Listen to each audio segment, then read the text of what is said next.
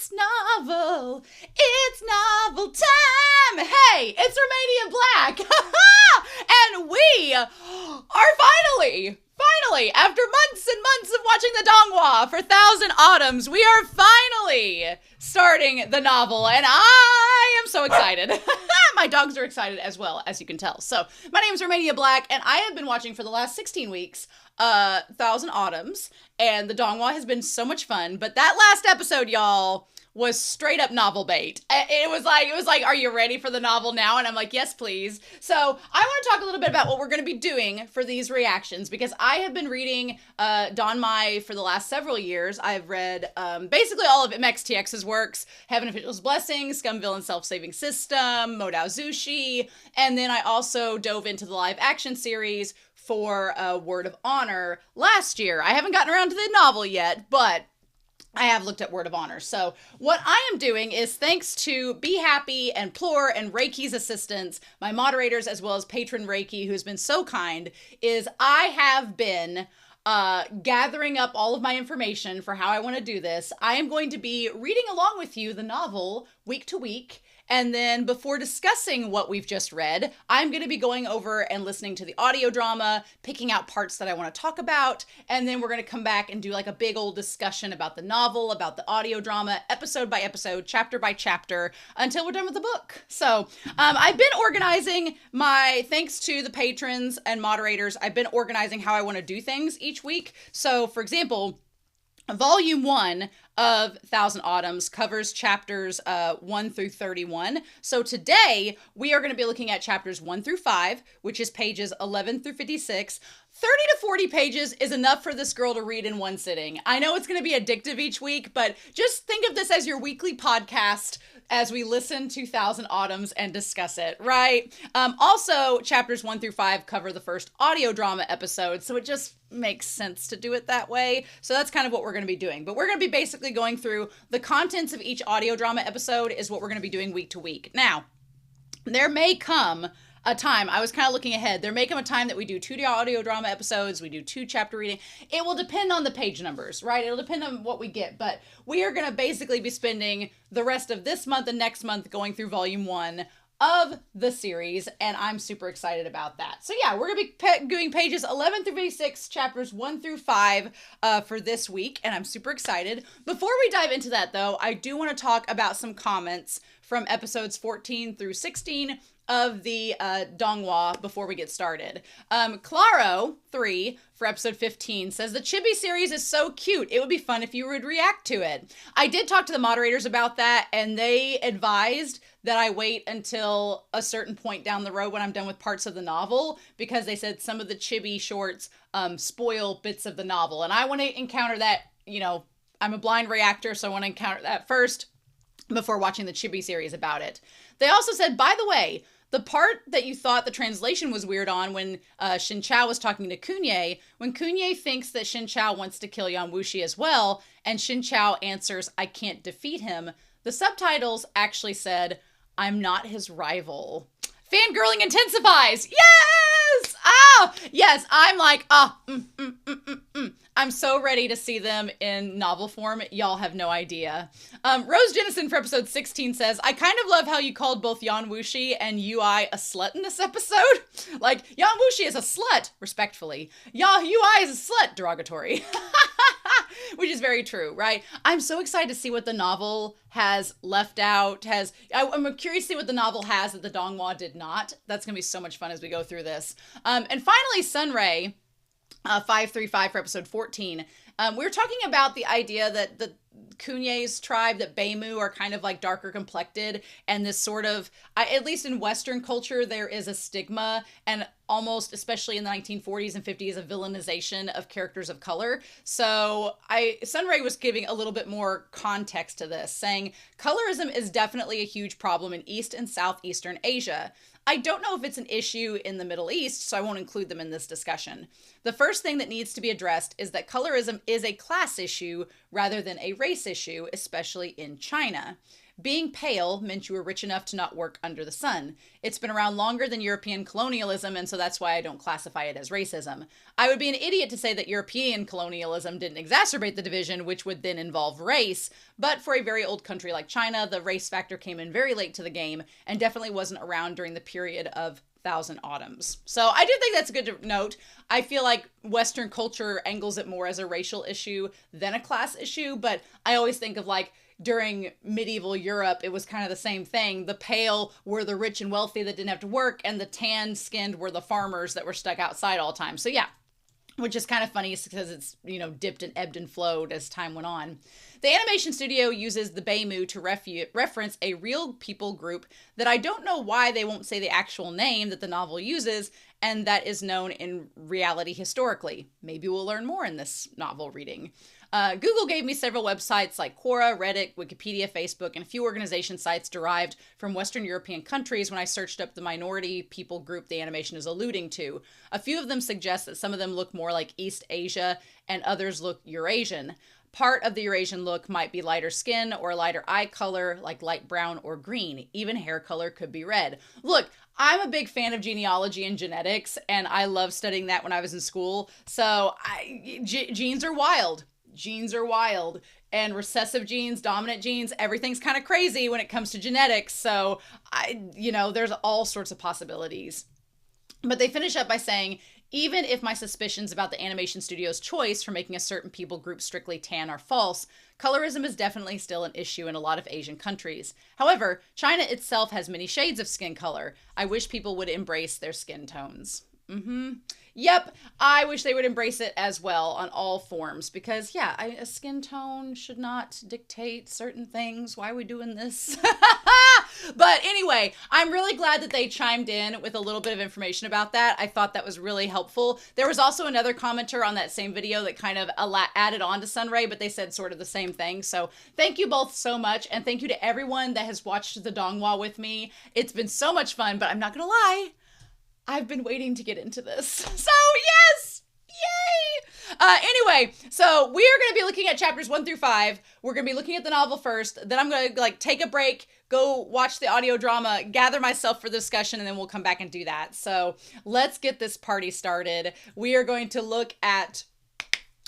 be looking at volume 1, chapters 1 through 5 of Thousand Autumns. And we're going to be doing that here in 3, 2, 1. And let's start. I feel bad that I didn't know the author's name until I got to this, where it's Meng Shishi. I was like, oh, yes, I'm so used to like MXTX and like, Priest and all this. So Meng Shishi is our author of this. And Reiki has done a very good job, you'll see in a moment, of trying to edit out things that I should not be looking at as of now. But I will make this note from the artwork. I have nothing against the artist. I think the artist has done an amazing job. Yang Wuxi looks a little bit older in this artwork. He's got little crow's feet under his eyes, as if the white streak in his hair did not accentuate his age enough. He definitely has a little bit of crow's feet under them eyes. But yes, so table of contents, just putting the chapters on here. As you can see, we're doing chapters 1 through 5, and it will end at page 56 for this. Getting through this here. Thousand Autumns. Lots of things were edited out, and I was like, which is fun. That's a really cute shot there. Love that. And of course, Shin Chao has his eyes closed. It looks like Yang Wuxi is reading one of the Celerity volumes, so that's fun. This I don't feel needed to be edited out, but like he looks so much older in that shot. Like you got the thing under his eyes, his hands have like little veiny hands and stuff. He just looks older, very imposing. So I'm going to be curious to see how our poor Shin Chao deals with this. And then, as you can see, Meng Shishi, translated by Felici, illustrated by Mi Mimo, and then the bonus illustrations are by Furi Chin. Seven Seas Entertainment. And then, as you can see, they have completely blacked out the table of contents, so I basically just use the table of contents up at the top of the page and check to see what the moderators and stuff had sent me on the audio drama episodes and what chapters those covered, and that determined this listing. So we are prepared. We are organized on this channel. So yeah, all this has been edited out. I'm like, ooh, buddy. So the foreword. Interesting. I'm like, I guess I would read the foreword. Oh, it's only one page. We can do this. Okay. Foreword. If you were to write a story, where would you set it? In a splendid fantasy like Lord of the Rings? Oh, come on. Or against the essence of human nature like House of Cards, where it's concealed beneath skyscrapers and high rises? Would you give it to the qualities of all that is wonderful in the world, or fill it with candid selfishness, cruel and brutal both? I believe that within every person's heart lies their own answer. Even if we live plain and simple lives, we can depict beautiful scenes far grander than any landscape that can be found in the world. Thousand Autumns is the unfolding of one such story. Two leads have extreme personalities that are diametric opposites.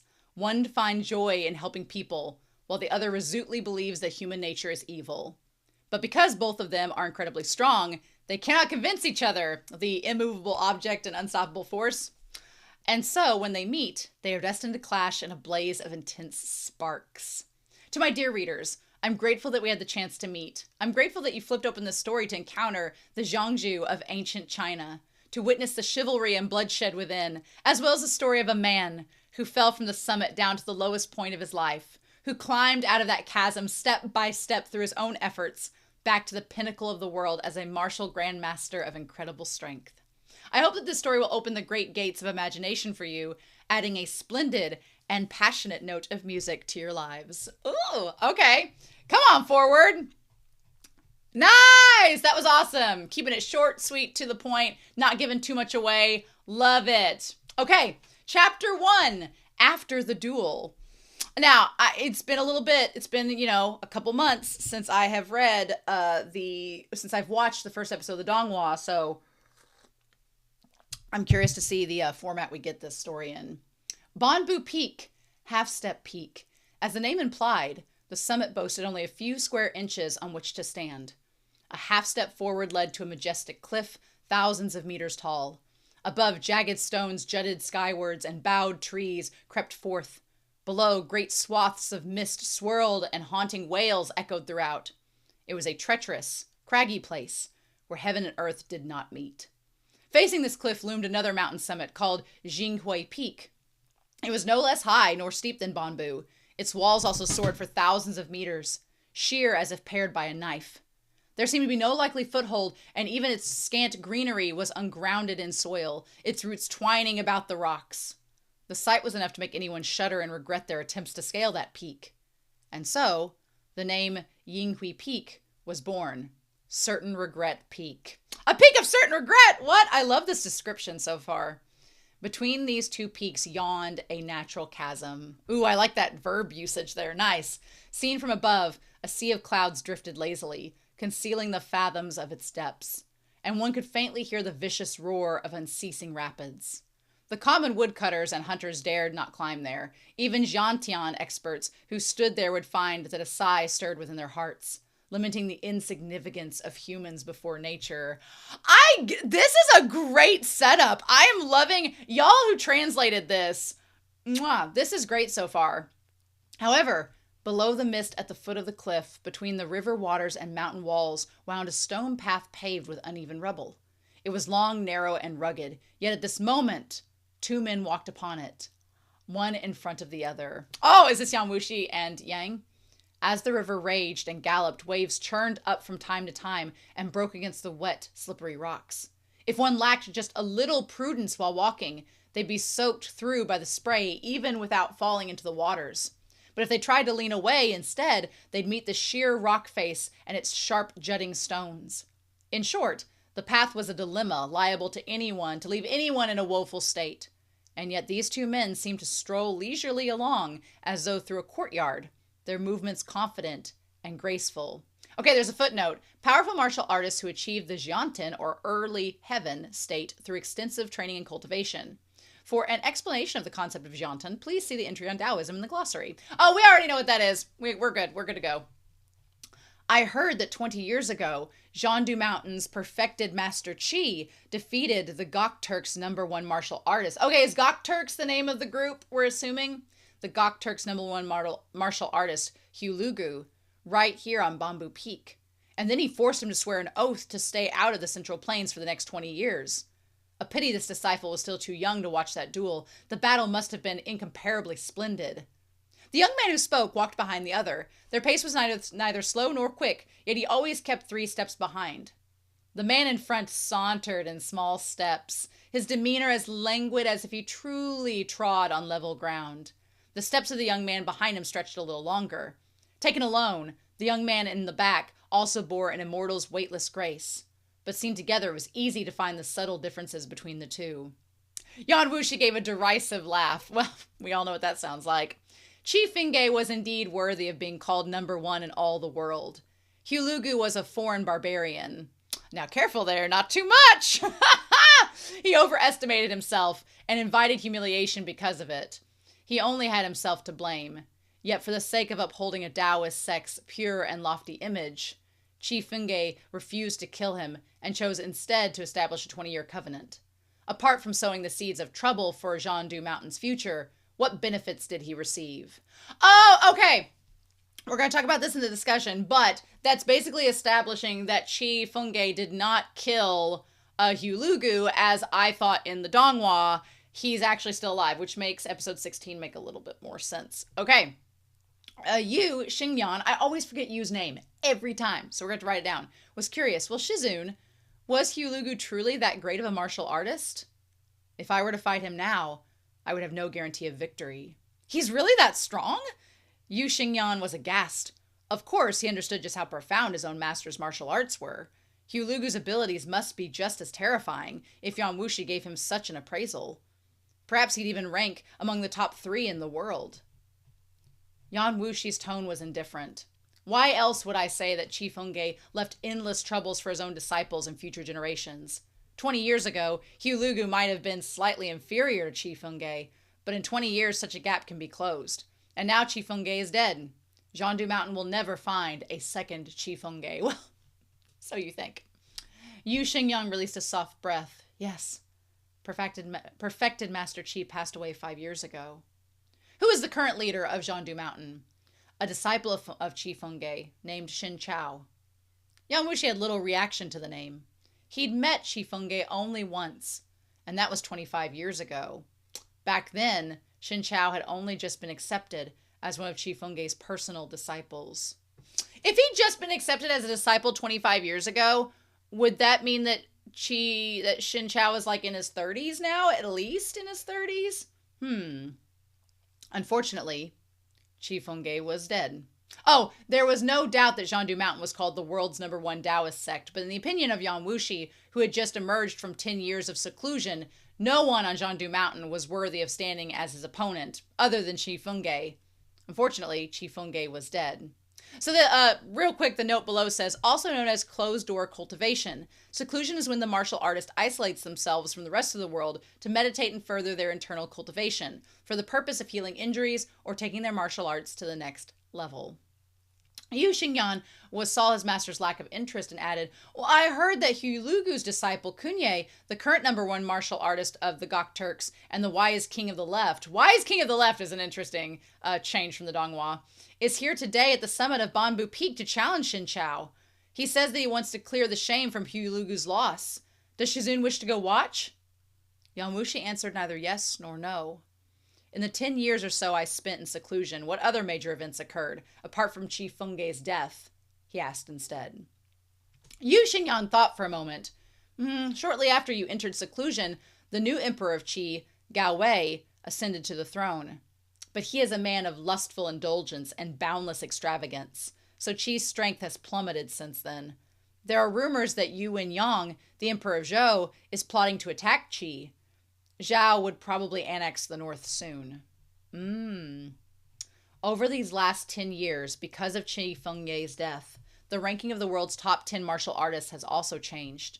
Yi Pichen of Chungyang Monastery on Qingcheng Mountain, Buddhist master Zhu Ting of Zhao, and Ruyang Kehui of Linchan Academy are recognized as the top 3 in the world, and they represent exactly the 3 schools of Taoism, Buddhism, and Confucianism. But some also say that the Kosa sage of the Tuyunhun should be ranked among the top 3. There's also Hulugu. If he's grown stronger over all these years, it's possible he can compete for the #1 position the next time he enters the Central Plains. Yeah, in the Donghua, they just kind of left Hulugu out. Like, I'm assuming because they wanted to build up him like being in episode 16 at the end, but I was like, they never mentioned him. So the fact that he's been alive and in the background this whole time, crazy. After this speech, Yu Xingyan saw that his master was continuing along the path, but he couldn't help but add, well, Shizun, today's duel between Kunye and Xin Chao will surely be another rare and exciting battle. Xin Chao is a recluse, and he fought even less since he took over leadership of Zhandu's Violet Palace. He only ranks in the top 10 on account of his master Qi Fengge's prestigious reputation. If Shizun wishes to see the true extent of Zhandu Mountain's strength, today's battle is not to be missed. I imagine the summit of Yinghui Peak is already packed full of martial experts who've come to watch. Do you think that I came here today to watch the battle? Yang Wuxi finally paused his steps. Yu Xingyan was a bit flustered. Well, then what does Shizun mean to do? He'd entered his discipleship beneath Yang Wuxi at only 7 years old. Then, 3 years later, Yang Wuxi had lost a battle to the Grandmaster of the demonic sects, Kui Yuwang. Injured, Yang Wuxi entered seclusion, a seclusion that lasted a decade. So, Yu Xingyan is 20. Okay, good to know. During that time, Yu Xingyan continued his training according to Yang Wuxi's instructions, and also traveled to many places. His progress put him far beyond where he'd been before. He'd entered the ranks of first-class martial artists within the Jiangqiu long ago. But inevitably, because he hadn't seen his master in 10 years, there was a sense of estrangement and unfamiliarity between them. Moreover, Yang Wuxi's martial expertise had only grown more profound while he was away, and so the awe within Yu Xingyan's heart had grown deeper along with it. So much so that the usual bold and untrammeled behavior that the others saw from him became restrained and tentative in his Shizun's company. There's so many interesting things going on here. We're gonna talk about this in the discussion, but okay, all right. The note says, Zhangqiu, literally rivers and lakes. The Zhangqiu Society describes the greater underground society of martial artists that span the setting. Its members self-govern and settle issues among themselves based on the tenets of strength and honor. Those may not stop them from exerting influence over conventional society as well. There's some things to unpack, which we're going to do so in the discussion. Yang Wuxi clasped his hands behind his back. I've already seen the battle between Qi Fengge and Hu Lugu, he said, his tone indifferent. Xin Chao and Kunye are their disciples, and they're still young. No matter how strong they are, they can't surpass the grand spectacle of that year's Qi-Hu match. I brought you here because of the fast-flowing waters and the treacherous terrain, which connects to the energies of the sky and spirits of the earth. This makes it most suitable for training and enlightenment. While I was in seclusion, I had no time to look after you, but now that I've left, I cannot leave you to loiter and stagnate at your current level of progress. Before you comprehend the 5th stage of the Fenglin scriptures, you shall stay here. Oh, I like teacher Yan Wuxi. I need to see him in glasses. Yu Xingyan suddenly felt a bit wounded. Though he had spent these past years traveling here and there, he hadn't dared to neglect his training, not even for a day. Now he was only in his early 20s, but he'd already attained the Fenglin scriptures 4th stage. In the Jiangqiu, he was considered one of the few martial artists and experts of the younger generation, so he'd been quite satisfied. But now it seemed Shizun saw no merit in any of this. As if sensing his disciple's emotions, the corner of Yang Wuxi's mouth tugged up into a mocking smile. When I was your age, I had already broken through the 6th stage. What do you have to be proud of? Instead of comparing yourself to those small fry, why not compare yourself to me? Wow, he's really after a rival, that's for sure. Although the hair at Yang Wuxi's temple was peppered with white, it didn't detract from his charm. In fact, that shadow of a smile made it even harder for anyone to avert their eyes from his handsome face. His white robe, long and loose, flapped and rustled in the blustering wind, but he remained as stalwart and unmoving as ever. Seeing Yang Wuxi in white is a crazy notion. He simply stood there with his hands behind his back, but radiating from him was an invisible aura of all-encompassing disdain, both intimidating and crushing. As Yu Xingyan stood opposing him, a suffocating pressure engulfed him from the front, forcing him to take 2 steps back. Shizun is a heavenly talent. How can this disciple dare to compare himself with you? He said, reverent and fearful. Greet me with the most powerful attack you can think of. I want to see how far you've progressed over the years. Yu Xingyan had not been tested in martial arts since he'd left seclusion. The order left him a little hesitant, although somewhat eager as well. But when he saw a flash of impatience on Yang Wushi's face, a single trace of hesitation vanished.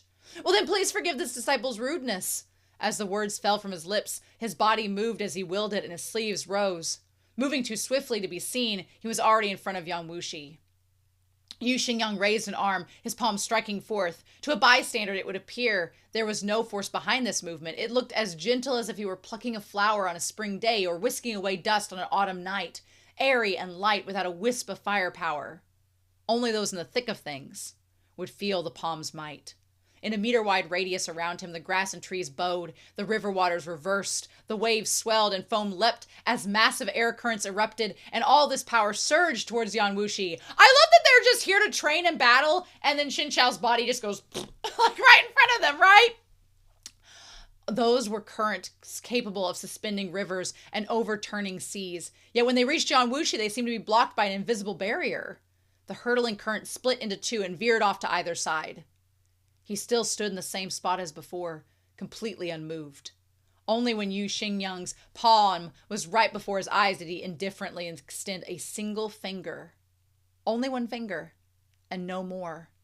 And with just this finger, Yu Xingyang's attack was frozen in midair. Yu Xingyang felt the winds from his palm strike suddenly reverse and roar towards him in a countercurrent that many times were more powerful than his own. Alarmed, he used the current's momentum and hastily retreated. With this one retreat, he reeled back 10 steps.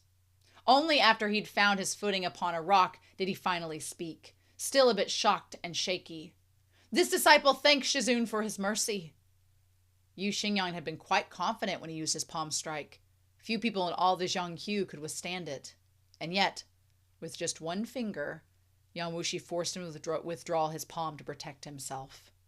Fortunately, his Shizun was merely testing his progress and hadn't pressed his advantage. If he had been an enemy... Yu Xingyang broke out into a cold sweat at the thought. He couldn't help it. He didn't dare to be self-assured anymore. Yang Wushi had achieved his goal. Now that he'd given Yu Xingyang a wake-up call, he didn't bother saying much more. Don't waste your superb talents.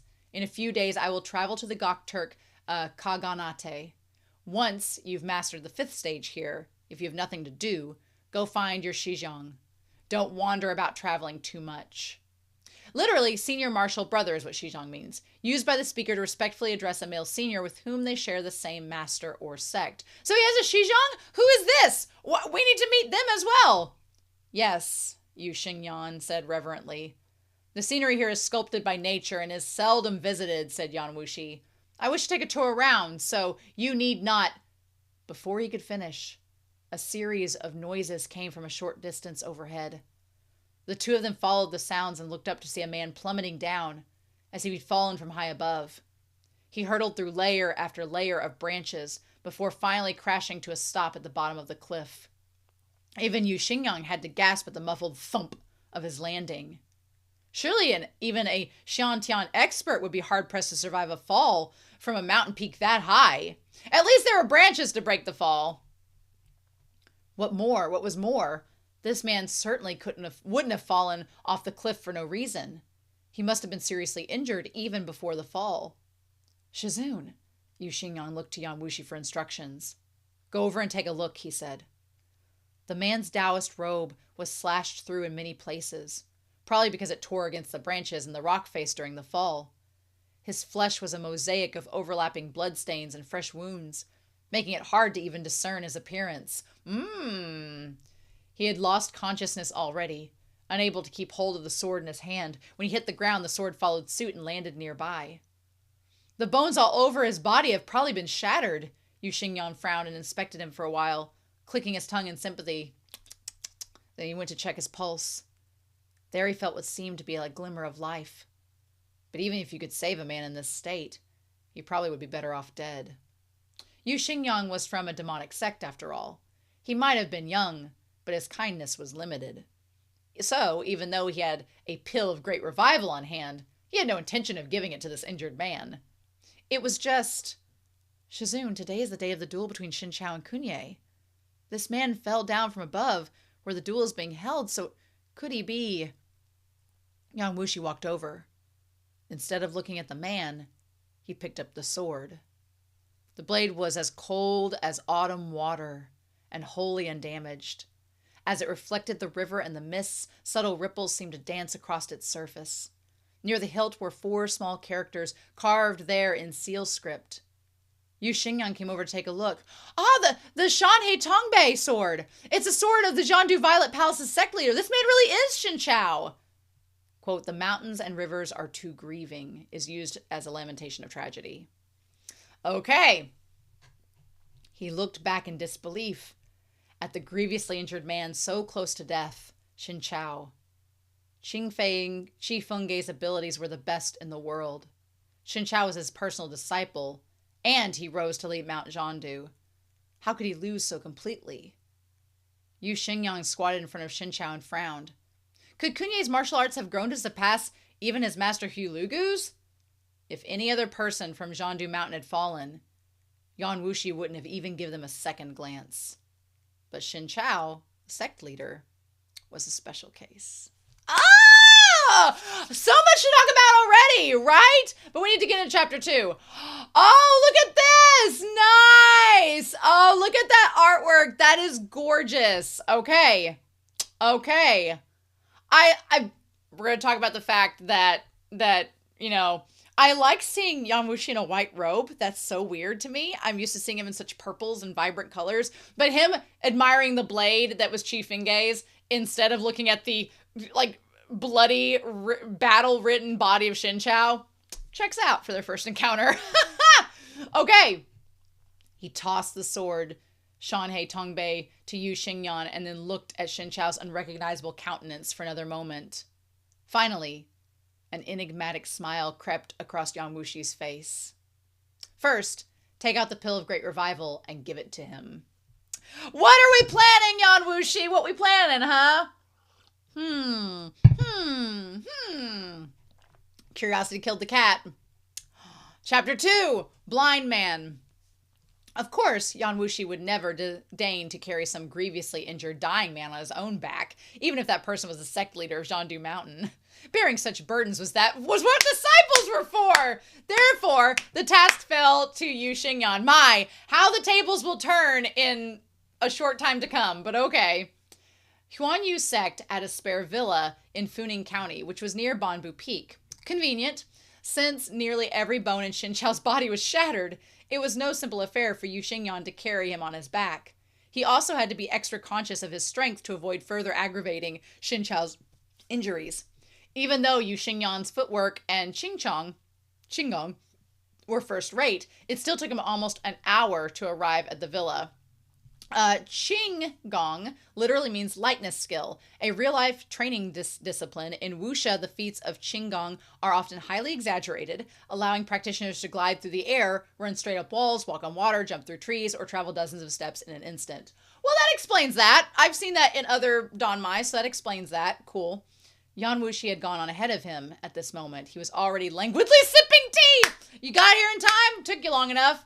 Shizun, do you really want to save Xin Chao? After making arrangements for the man, Yu Xingyan came over to report. You don't think I should? Yan Wuxi asked in return. 9/10 of his tendons and meridians have snapped, and his bones are shattered in multiple places. A small portion of his internal breathing may remain, but even if we can save him, it'll be hard for him to recover his martial arts. Not to mention that he cracked open the back of his head when he landed, so he might even wake up an idiot. Now, the meridians are explained as, like, blood circulates via the bloodstream. Qi is believed to circulate via meridians. The original Chinese word is a general term for the circulatory systems of the body. And the internal breathing refers to an advanced state of breathing martial arts that can be achieved. A fundamental component of internal cultivation, detailed further in the glossary. Of course. Yan Wuxi gave a small, cold smile. Qi Fengge's disciple, the head of Jiandu Mountain. He stood at the summit of the Taoist disciple, commanding the land in boundless glory. Yet with one defeat, he's been rendered less than an invalid. Even if he returns to Jiandu Mountain, he can no longer be sect leader. Once he awakens and understands his situation, I wonder how he will feel. Yu Xingyan sighed. Well, that's true. Even ordinary people wouldn't be able to accept such a nosedive, let alone someone beloved by the heavens like Xin Chao. The higher you stand, the harder you fall. Then he became doubtful. But then again, Xin Chao is Chifengge's disciple, and he was capable enough to ascend the ranks at Mount Jiandu and stand among the world's top 10, so his skills must have been extraordinary. Even if Kunye did defeat him, how could it have been a defeat this crushing? Could Kunye's martial prowess be even greater than Hugh Lugu's was 20 years ago? Yan Wuxi smiled once more. When Xin Chao wakes up, if he hasn't turned into an idiot, you can ask him. Yu Xingyan had noticed that his Shizun's mood seemed to have improved, and his smiles grown more frequent since they'd picked up Xin Chao. But he was under no illusion that Shizun was fond of Xin Chao. After all, Yan Wuxi had barely even given Xin Chao a second look when they first found him. We'll see.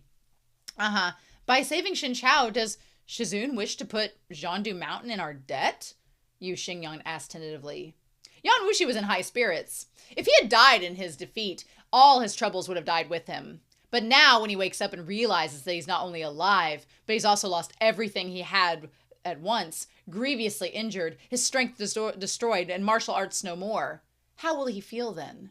The greater one's prestige and authority, the less they can withstand such a blow. His heart and mind will certainly break, and when they do, I will take him under my wing. I'll gradually train the once sanctimonious and tender-hearted sect leader of Jiandu Mountain into a disciple of the demonic discipline. In the eyes of the world, he will become someone completely immoral. Wouldn't that be terribly interesting? His words left Yu Xingyan dumbfounded. What if he does wake up an idiot? Then bury him alive. Anywhere will do, Yan Wuxi replied flippant. Yu Xingyan had always known that Shizun was capricious, and the kind of man who did as he pleased. But he'd had little chance these past years of experience firsthand what he solely had heard from the mouths of others. Only now witnessing did he realize how true such assessments had been. Practitioners of the demonic disciple were fickle in their conduct, driven purely by self-interest. In the end, Yu Xingyan was a disciple of Huan Yu sect, one of the 3 demonic sects. He would never have been merciful enough to save Xin Chao if there was nothing in it for him. Xin Chao is of very special status, so why aren't we exchanging him for a favor from Jiandu Mountain? Surely they can't leave their own sect leader to wander around as a vagrant, even if only for the sake of their sect's reputation. Yan Wuxi sneered faintly. If his eldest disciple, Bian Yanmai, were standing here, he would never have asked such a childish and ridiculous question. Yu Xingyan was still a bit green. Okay, so Bian Yanmai is one of the other disciples. Okay, we don't know them in the Danmai or in the Donghua. But he was in a good mood today. He didn't begrudge the question or an answer. Xin Chao ranks within the world's top 10 martial artists, as you know. Even though he was a recluse and few have seen him fight, still he was someone who could take up Chifengge's mantle. So how unskilled could he be? After all, Kunye is no Hugh Lugu, who joined the ranks of Jiantian experts. Xin Chao should have walked away from this duel unscathed, even if he did lose to Kunye. So why did he suffer such a terrible defeat? It turned out that Yu Xingyan wasn't a complete fool. Hearing this, he said, something unexpected must have happened during the duel. And if that something was Jiandu Mountain's fault, then if we hand over Xin Chao over to them, they might not thank us for it? In which case, not only would we not earn any favor, we might even bring down trouble onto our own heads. So he wasn't entirely beyond help. Yan Wuxi looked askance at him. With me here. Huan Yu sect need not concern themselves with the opinions of others, let alone exchange for any favors. Xin Chao might have been of extraordinary status, but to Yan Wuxi, he was no more than a novel plaything. Oh, the setup here! It was an incredibly imperious thing to say, but Yan Wuxi could pull it off. 10 years ago, we're getting to stuff. Okay. 10 years ago, he'd battled Kui Yuwang. And although he'd suffered injuries and defeat, Kui Yuwang hadn't escaped unscathed either. Back then, Kui Yuwang's power was already unfathomable, even on par with Chifengge's. 10 years later, Kui Yuwang and Chifengge were dead, and Yan Wuxi had broken through the Fanglin Scriptures' 9th stage. Okay, so the Descending Phoenix is Fanglin Scriptures. Oh no! So Yu is already on the 4th stage? Uh-oh! Oh no! We might want to stop that! And had risen to even greater heights. It was impossible to know how far he'd progressed just yet, but surely he wasn't below where he'd been 10 years ago. Scant few people had yet learned of his reappearance in the Jianghu. Otherwise, things would have been much more livelier. The world's top 10 rankings would definitely have needed an update too. Man, he's confident! When he thought of that, Yu Xingyan's eyes grew hot with excitement. While Shizun was in seclusion, a Heiguan sect came around looking for trouble twice every 3 days, he said. This disciple fought with Seng Zhijing once and was injured, so he had to leave Fenglan province and travel far into the Jianghu. That's why he traveled about for so many years, but fortunately, your esteemed self has returned. What outsiders called demonic sex, or the demonic disciple, was in truth a blanket term. So, wow, you fought Zhijing? That's crazy. Initially, the demonic discipline referred to the practitioners of Ryu Mountain's Ryu sect of Fenglan province. But later, Ryu sect splintered into 3 branches: Huanyu sect, Heihuan sect, and Fajing sect. Although the 3 branches were part of demonic discipline, they were at odds with each other. Their clashes were extensive and endless, both overt and covert. After Yang Wuxi entered seclusion 10 years ago, Heihuan sect had eyed up the leaderless Huanyu sect and aspired to absorb it. However, the disciples of Huanyu sect were always scattered, and the sect itself was uncentralized. Furthermore, beyond Yanmei was cautious and low-key with his actions. He couldn't defeat the likes of Yuan Zhuzhu or Seng Zhijing, but he covertly stirred up a fair bit of trouble for Heihuan sect. Thus, their efforts canceled each other out, so Heihuan sect hadn't gained much for their trouble. Okay, I'm glad that was explained. Interesting. Instead, it was Yu Shengyan who'd gotten the short end of the stick several times, owing to his youth and late entry into the sect. Now that Yang Wuxi was out of seclusion, the members of Huanyu's sect were like lost children who'd found their mother. Naturally, Yu Shengyan was overcome with joy. Ordinary servants won't be able to tend to Xin Chao's injuries, so stay here and look after them for a few days until he wakes, said Yang Wuxi. Then return to Bamboo Peak and make sure to master the Fenglan Scriptures 5th stage. Yu Xingyan respectfully responded, this disciple obeys. I don't know if I want Yu Xingyan to master these disciplines if we've seen what the 9th stage does. That does explain his absence in the Donghua, though, so that's good to know. Xin Chao was badly injured, but the wounds on his face were mostly scratches from where he'd fallen. Once the blood was cleaned off, his original appearance was revealed. Well, see that. Neither the abrasions on his face nor the circle of gauze around his head could detract from his handsome beauty. From the curve of his nose to his tightly closed lips, all his features carried an air of aloof restraint.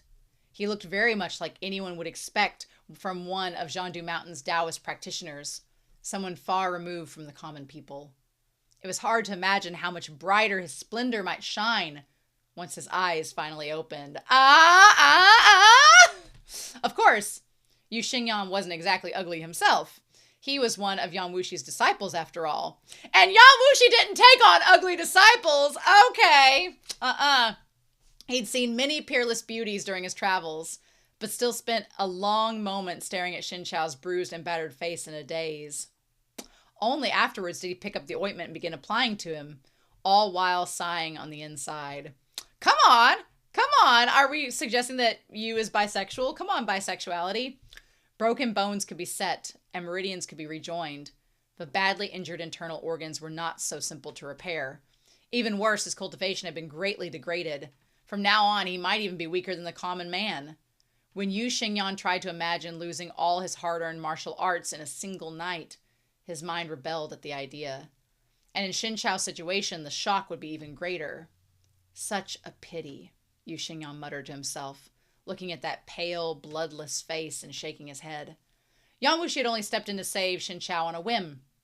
Now that the man was saved, all responsibility had been tossed onto Yu Xingyan, and Yang Wuxi didn't even bother showing the slightest interest.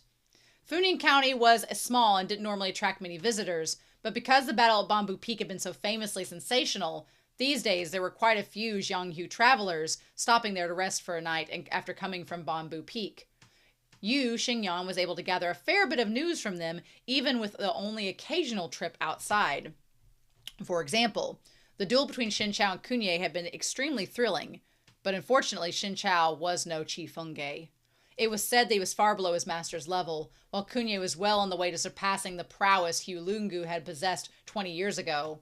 Thus, Taoist Master Shen wasn't just defeated, but also thrown off the cliff, and not even his bones had survived. This is going to be so interesting to compare to later on in the story, but we digress.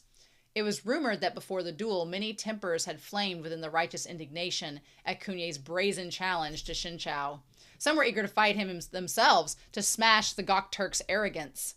But after the battle, when they saw Jean du Mountain utterly defeated, the people who'd wanted to stand up all scampered away, too afraid to take a swing at Cunye. That's going to be interesting. Okay, we're going to talk about that later.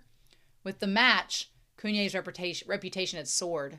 He'd replaced Shinchao and ascended to the top 10. It was said on this visit to the Central Plains he would challenge their martial arts experts one by one, and his next target was likely Buddhist master Zhu Ting of Zhao. The land had not been unified since the Jin mass migration to the south and the uprising of the 5 barbarians. Now Zhou and Qi were in the north, and the Qin dynasty was in the south, and the Gokturks and the Tuyuhun each occupied vast stretches of land along the borders, while sects and families all served their own masters. As the leader of the Taoist sects, Jean du Mountain had been firmly neutral since Qi Fengge's time, and it did not involve themselves in the worldly power struggles.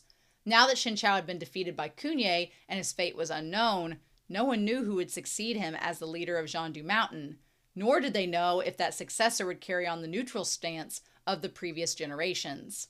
If they did not, the balance of the world would shift. But the protagonist at the center of the vortex remained lying in bed while these rumors swirled, and Yu Xingyan and the villa's servants applying his medicine and changing his clothes for him every day.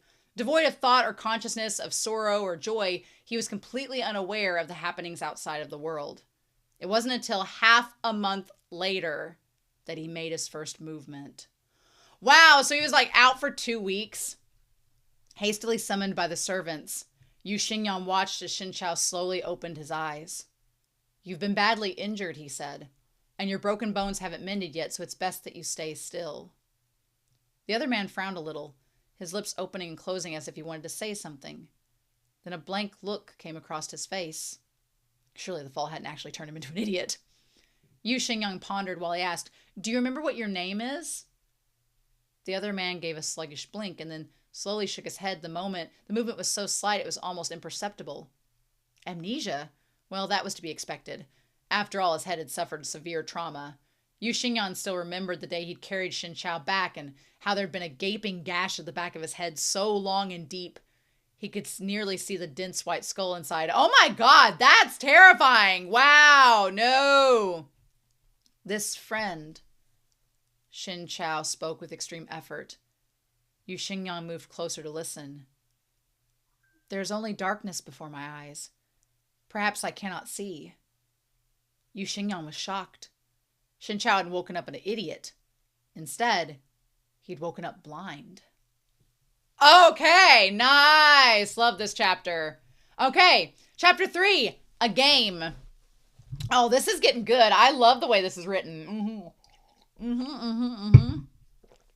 Your name is Shinchao. You were a disciple of our... Oh! You were a disciple of our Huan Yu sect. And you suffered a great injury somehow. Fortunately, I happened to pass by and find you, and we managed to save you just in time. The enemies who hurt you were from the Heihuan sect. I was no match for them on my own, so I brought you here first. Once you've healed up and recovered your martial arts, we'll go back and take revenge on them. Yu Shengyan rattled off this nonsense with a straight face, but Shinchao listened to all of it, solemn and intent. At the end he asked, "Then, how should I address you?" "Well, my surname is Yu Xingyuan. I'm your Shizhong." These words defied all decency. Yu Xingyan was in his early 20s, and while Shinchao's appearance didn't show his age, he was Qi Fengge's disciple, and he'd led Mount Zhandu for 5 years. How could he possibly be younger than Yu Xingyan? I like that we don't exactly get his age in this, but it's very clear that I'm guessing Shinchao's in his 30s, which makes me feel a little bit better about Yang Wushi's advances, right? At least he's not super young like you know? I couldn't tell the age when we started this series, so that gives a little bit of clarity on that. It was an obvious ploy on Yu Xingyan's part, taking advantage of Shinchao's blindness to earn an undue address. But Shinchao followed his lead obediently. "Well, greetings, Shizhong." Looking into that kind and honest face, Yu Xingyan inexplicably felt the smallest twinge of guilt. He tried to brush aside the topic. That's a good boy. Since you can't get up yet, just stay on your back and recuperate. Once you're healed, I'll bring you to pay respects to our master. All right, said Xin Chao. He closed his eyes, but then reopened them a moment later. His eyes didn't focus, so he appeared vacant, his gaze spiritless. Xizhang, is there something else? Yu Shengyan knew he had a soft spot for beauties. When he saw Xin Chao, the glorious sect leader, who sat at the helm of the world's Taoist sects, fall into such dire straits, he thought again that it was such an awful misfortune. Xin Chao was truly pitiful. If the past were here instead, with his sect in hand and his martial arts at its peak, how majestic would that have been? I wish to drink some water. Oh, don't drink any water for now. The medicine will be ready in a moment. For the time being, just take your medicine as your water. Just as he said this, a maid came over with the medicine. Perhaps the wild backstory he'd woven for Xin Chao just now had aroused his rare sense of guilt, because Yu Shengyan took the bowl in hand and asked the maid to prop Xin Chao's neck up with a pillow, and then he personally fed him the medicine spoon by spoon. Though Xin Chao's bones weren't completely shattered, they came close. His muscles, tendons, and meridians were all gravely injured, and he'd been on the verge of losing his life. It was only on account of his strong foundations that he'd awakened in less than a month. He'd just have to stay in bed for 3 more months if there was any hope of recovery. Wow, so this is really setting up like just how long he was there, just getting better. Yu Xingyang had endured much hardship beneath Yang Wuxi when it came to training, but outside of training, the disciples' lifestyle was no hardship at all. Demonic sects were always extravagant, so his food, clothing, and spending rivaled that of a rich family's young master. Spoon-feeding medicine to someone was far out of his wheelhouse. No matter how careful he was, the occasional drop still splattered on Xin Chao's lapel, but Xin Chao continued to drink spoonful after spoonful without any expression of dissatisfaction. Once he was finished, he even smiled in gratitude. Well, thank you, Xizhang. Gentle and well-behaved, handsome and amiable. The curve of his smile wasn't broad, but it was enough to tint his pale face with warmth. The maid at his side flushed quietly and quickly averted her eyes. Xin Chao didn't ask any questions, and that's what Yu Xingyang found strange. If he'd been the one to wake up without his memories, while blind, injured, and unable to get out of bed, then even if he'd managed to keep his spirit from breaking, he certainly wouldn't have stayed this calm. Why haven't you asked me when you'll recover? With Xizhang and Shifu around, you must be rushing about here and there, running yourselves ragged over my situation. Xin Chao coughed several times, the movement tugging on his wound and eliciting a frown. If I asked, wouldn't I simply trouble you further? Yu Xingyang found himself quite tongue-tied. Perhaps it was because he'd never seen someone so considerate and thoughtful, or perhaps because he really did feel guilty when he looked at that face, but he didn't know what to say. After a long moment, he spoke again. Well, then you should rest properly first. I won't bother you anymore. I'll return tomorrow to give you medicine. Well, thank you, Xizhang. Please, send Shizun my regards as well. I will. Yu Xingyang didn't want to drag out the awkwardness any longer. He rubbed his nose, said those words, and left.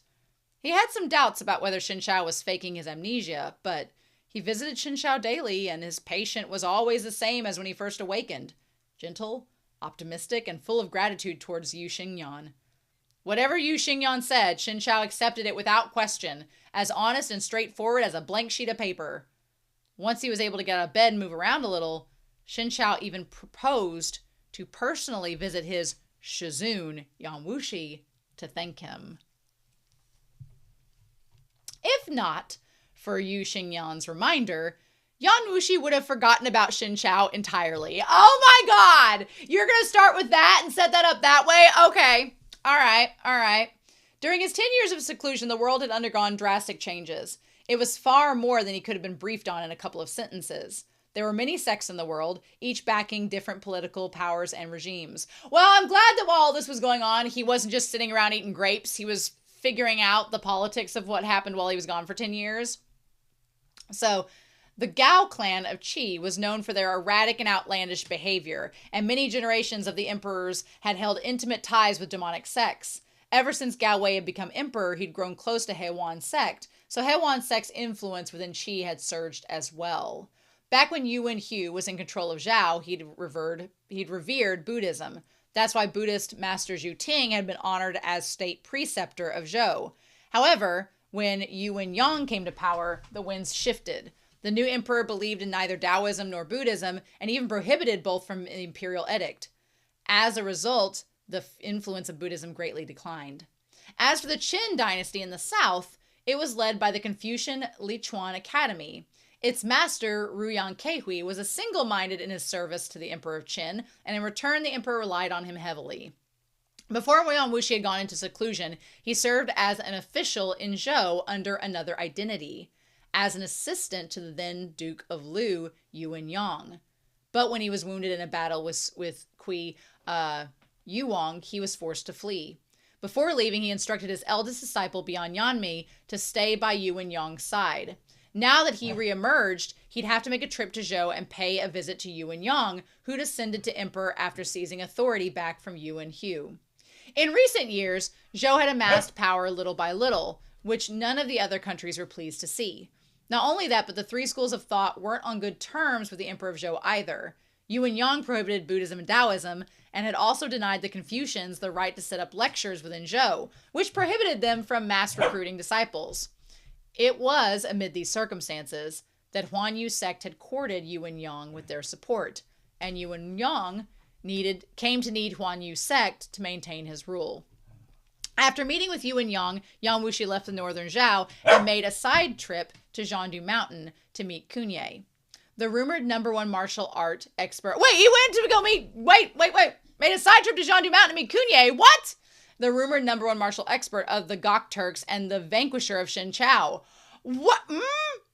They fought a match that ended in Kunye's defeat. Okay, well, this is kind of like the Donghua. Yang Wuxi's moniker, Demon Lord, resurfaced in the Zhanghu, and both heaven and earth shuddered. Rumors abounded that another terrifying powerhouse had emerged from the demonic sects to fill the void left by Kui Yuang. I know I'm saying the Kui wrong, but we're just going to go with it for now. But now that Qi Fengge was gone, one less person could stand as his equal. In Yang Wuxi's opinion, while Kunye was certainly skilled and adequately talented, he was still a far cry from Hu Lugu's past performance. Even compared to other famous members of the current top 10, Kunye wasn't outstanding. The fact that he'd injured Zhangdu Mountain's sect leader was so grievously was a strange thing in itself. However, this was not his main concern. The true story behind Shen Chao's injuries, and if it were related to Kunye, Yan Wuxi had no interest in learning anything more about. Okay, sure, Jan. The only reason he targeted Kunye was so that everyone would know he'd resurfaced in the Zhanghu. Kunye was in the limelight after defeating Zhangdu Mountain's sect leader, so he was the most suitable choice. Gotta make an entrance! Even more importantly, Yan Wuxi's greatest gain during this trip was not making a name for himself or defeating Kunye, but learning the whereabouts of the Zhu Yang strategy scrolls. AKA the celerity, right? Legend held that 50 years ago, Tao Hongjing, a grandmaster of his generation, met an immortal on Mount Mao and was granted the Dangjin Instructions. That book contained 4 parts, and Tao Hongjing organized 3 of them into a manual called the Dangjin Concealed Instructions. As for the small remaining part, Tao Hongjing fashioned it into a separate book because its contents were cryptic, relating mainly to the union of man and heaven through cultivation. To this he added his lifetime of learnings and the key points of his understanding. Altogether, they later became the renowned Zhu Yang strategy. Tao Hongjing was a man of great learning. Though he was a Taoist priest by trade, he was proficient in all 3 schools of thought, and he'd also received the lifelong learnings of the immortal master's son Youyu from Dangyang. Taken together, this knowledge transformed his martial arts beyond perfection. Even Qi Fengge was forced to admit defeat. Tao Hongjing was the undisputed #1 in the world. Of course, considering these origins, everybody was dying to read the Zhu Yang strategy. It was said that if one could comprehend all... Okay, so the 1 instructions are a totally separate thing, and the Zhu Yang strategy is the celerity in 5 volumes. Okay, good. If one could comprehend all 5 volumes of the Zhu Yang strategy, they'd finally be able to glimpse the zenith sought by all martial artists throughout the ages, grasp it, and break through to a new echelon beyond all others. It might even be possible to ascend to the heavens as an immortal. Unfortunately, after Tao Hongjing passed on, Mount Mao's Shangqing sect became embroiled in dynastic politics. Each disciple had their own stance and position, and as the Liang dynasty fell into civil strife, the 5 volumes of the Zhu Yang strategy were scattered throughout the land, their whereabouts unknown. Things didn't change until decades later when Qi Fengge himself admitted the truth about his martial arts, that beyond inheriting the legacy of Jiandu Mountain, he'd also benefited from the Zhuyang strategy. After that, the locations of the Zhuyang strategy were brought to light one after another. One volume was said to be hidden by Zhao, one was with the Tiantai sect, and another was Jiandu Mountain. But the last two remained a mystery. There had been no news for decades, and all searching proved fruitless. Years ago, Yan Wuxi had chanced upon the Zhuyang strategy volume that was hidden within Zhou Palace. Okay, his incredible progress after seclusion, his great leap in cultivation, was partially due to that very Zhuyang strategy volume. Only those who experienced it personally could understand the Zhuyang strategy's sheer brilliance. One glimpse granted 100 insights. The Zhuyang strategy encapsulated Tao Hongjing's lifelong work, integrating the mental cultivation techniques and martial arts of all three schools of thought. The parts were complementary, their union flawless. If Yan Wuxi could see the 4 remaining volumes, then not only might the supreme martial arts be within his grasp, but even the stuff of legends might become possible for him. Unraveling the natural laws, becoming one with heaven, all of it. Such was Yan Wuxi's original motive for his excursion. While Jiandu Mountain was leaderless and panicked, he could steal inside and search for the Zhuyang strategy scroll. But he didn't expect that this quirk of fate would lead him to discover something else. During their match, he realized that although Kunye's moves traced back to the Western religions, or the Western regions, the source of his internal cultivation and true qi seemed different. In fact, they seemed, almost imperceptibly, to share a source with Yan Wuxi's. It was this that led him to suspect that the reason Hu Lugu had nearly matched Qi Fengge in power, lagging barely a step behind, was almost certainly because he had gotten help from the Zhuyang strategy. Kunye was one of the Gok Turks' new generations of martial experts. Given time, he might end up on the same level Hu Lugu had occupied if merging the Western region's cultivation techniques with the Zhuyang strategy could create one Hu Lugu, then of course it could create a second. This greatly aroused Yan Wuxi's interest. For some time after their duel, he followed Kunye doggedly, picking fights with him whenever the mood arose. Oh, wow! Okay! Kunye couldn't defeat him and had no chance of escape. On the verge of a nervous breakdown, he finally chose to return to the Gok Turks. Okay, what? Now, there are 2 notes here concerning cultivation. The cultivation of qi and breathing within the body, contrasting with the outer cultivation of combat techniques. See the glossary. And then qi, true qi, a more precise term for the qi commonly seen in media. In Taoism, one's true qi or life force is derived from the fusion of Jiantian qi and Hoxian qi. Okay, and I love seeing Yan Wuxi in the background there, looking over, like looming at Kunye, and then we see Kunye looks great. I love them. Nice. I like the furry coat. Nice. Okay, Yan Wuxi didn't plan to chase him all the way to Kaganite, so for the time being, he made his leisurely way back to the villa. The moment he returned, he heard his disciples say that Xin Chao had woken and that he could get out of bed and walk. Xin Chao was leaning on a bamboo cane when he came to see Yan Wuxi. He approached step by step, his movements slow but very steady. A maid was at his side, supporting him. She whispered quietly to him, pointing out the path through the villa. "Greetings, Shizun." Once the maid indicated the correct direction, Xin Chao bowed towards where Yan Wuxi sat. "Sit." Yan Wuxi put down the Wei Qi piece he had been holding. Opposite him was Yu Shengyan, crushing misery written all over his face. Some heartfelt relief was mixed in as well. He was obviously losing the game. Oh, they were playing together. Okay, so real quick, Wei Qi is a strategy board game sometimes known as Go in the West. It involves black and white pieces, blah, blah, blah, in a 19 by 19 grid. Yes. Xin Chao sat down with the help of the maid. After he'd woken, his memories were vague, so much that he couldn't remember his own name or his past. And of course, he had absolutely no recollection of Yan Wuxi or Yu Shengyan. "How are your injuries healing?" asked Yan Wuxi. "Well, many thanks to Shizun for his concern. This disciple can already get out of bed and walk, but his limbs are still weak, and his martial arts have yet to recover, it seems." "Hand," ordered Yan Wuxi. Xin Chao held out his hand obediently, and Yan Wuxi immediately pinched both his wrist and gate of life. which is a vital acupoint located on the small of one's back hand between the kidneys, serving as the source of one's life force. A connected acupoint is located on the pinky finger. Yep. Okay. He examined them for a moment, and a trace of surprise flitted across his impassive face. He gave Shinchao a meaningful glance. Because Shinchao couldn't see, his expression remained guileless and vacant. Yang Wuxi asks, "Do you feel any discomfort?" Shinchao thought for a moment. "Every night at midnight, my body grows hot and cold, and there's a dull pain in my chest. Sometimes it's so painful I can barely walk."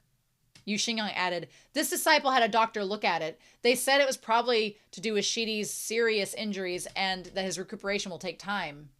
Yang Wuxi sneered a little at how smooth that Shidi had been. Then he said to Shinchao, "Your martial arts aren't completely lost. I felt a wisp of true qi within your body. It was not strong, but neither was it weak, so recovery may be possible with time. However, my Huan Hu sect has no place for a worthless idler. I have an errand for your Xizhong, and you should follow along and lend a hand." "Of course," said Shinchao. He didn't ask what the errand was. It was exactly how he'd been with Yu Xingyan. He agreed to whatever was said.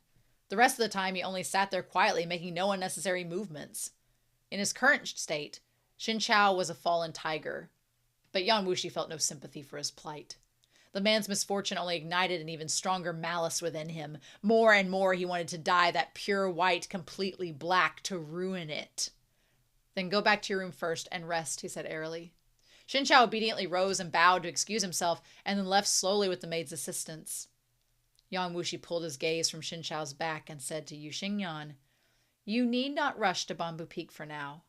Make a trip directly to Qi and kill the Grand Master of Remonstrance Yan Jiwen, along with his entire family."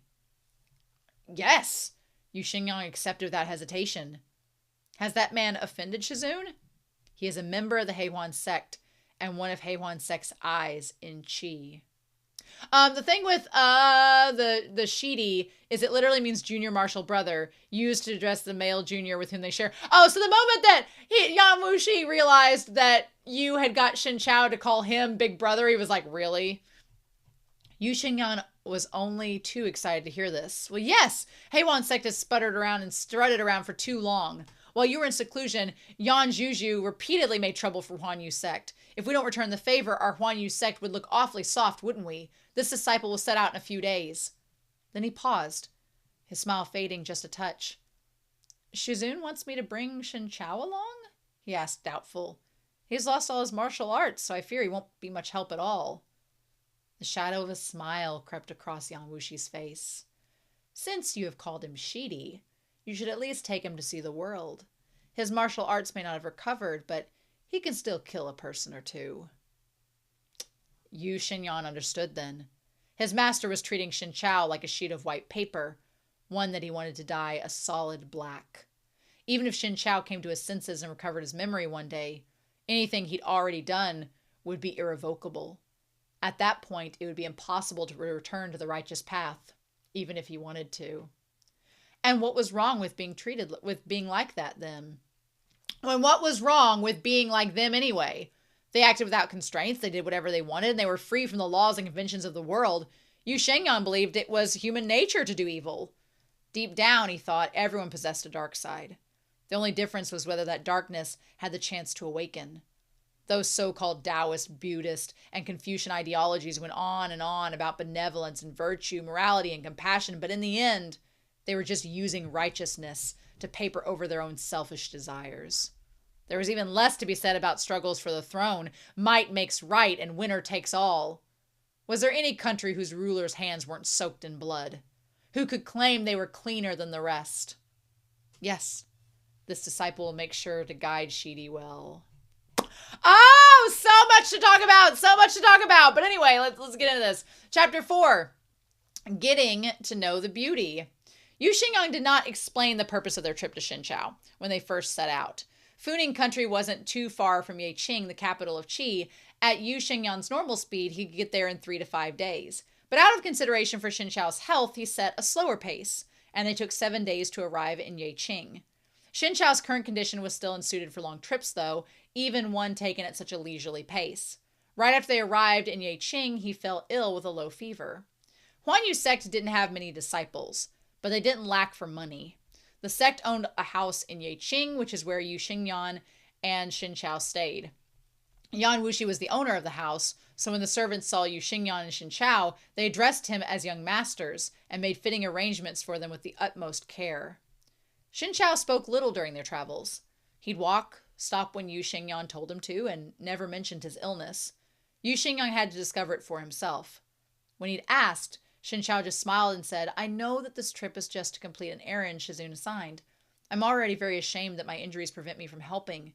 How could I burden Xizang with even more trouble?" His complexion was pale and clammy, yet he still wore a gentle smile when he spoke. It made him look pitiful, yet charming. After all, Yu Xingyan was not yet Yan Wuxi. A bit of compassion welled up inside of him, a rare occurrence. "You may be ill, but it's no trouble to tell me about it. I'm not an unreasonable person. We still have to complete Shizun's errand, though. I've already made inquiries. Yan Jiwen is a Heihuan sect member, but as a martial artist, he's just second rate. Plus, his wives and children know nothing of martial arts. Their household has taken no precautions, so I'll have no trouble killing him on my own, but Shizun has requested the death of his entire family, too. When the time comes, I'll bring you there with me. Once I've killed Yan Jiwen, I'll grab a woman or child for you to take care of." This was the first time that Xin Chao had heard what the task Yan Wuxi had given them entailed. Surprise colored his face. "May I ask Xizang about the history of Heihuan sect? Like, what grudge do we have with Yan Jiwen?" Yu Xingyan remembered that Xin Chao still knew nothing, so he explained. "Our Huan Yu sect, Heihuan sect, and Fajin sect all originate from Fenglin's province, Ryu sect. When the Ryu sect fell apart, it split into these three branches. Usually, since we all come from the same source, we'd be united against outsiders, but everyone wants to be the one who reunites the noble discipline, which is how the practitioners of the demonic discipline refer to themselves, contrasting with outsiders, and could also refer to the Ryu sect itself. Especially Heihuan sect.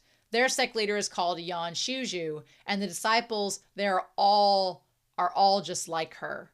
They've always preferred to wield their beauty to satisfy their ambitions. But they're not weak in martial arts either, so you should probably just steer clear of them. This Yan Zhuju has a lover named Sang Zhijing." Oh, she's with him? Who was once Kui Yuwang's disciple. That makes sense.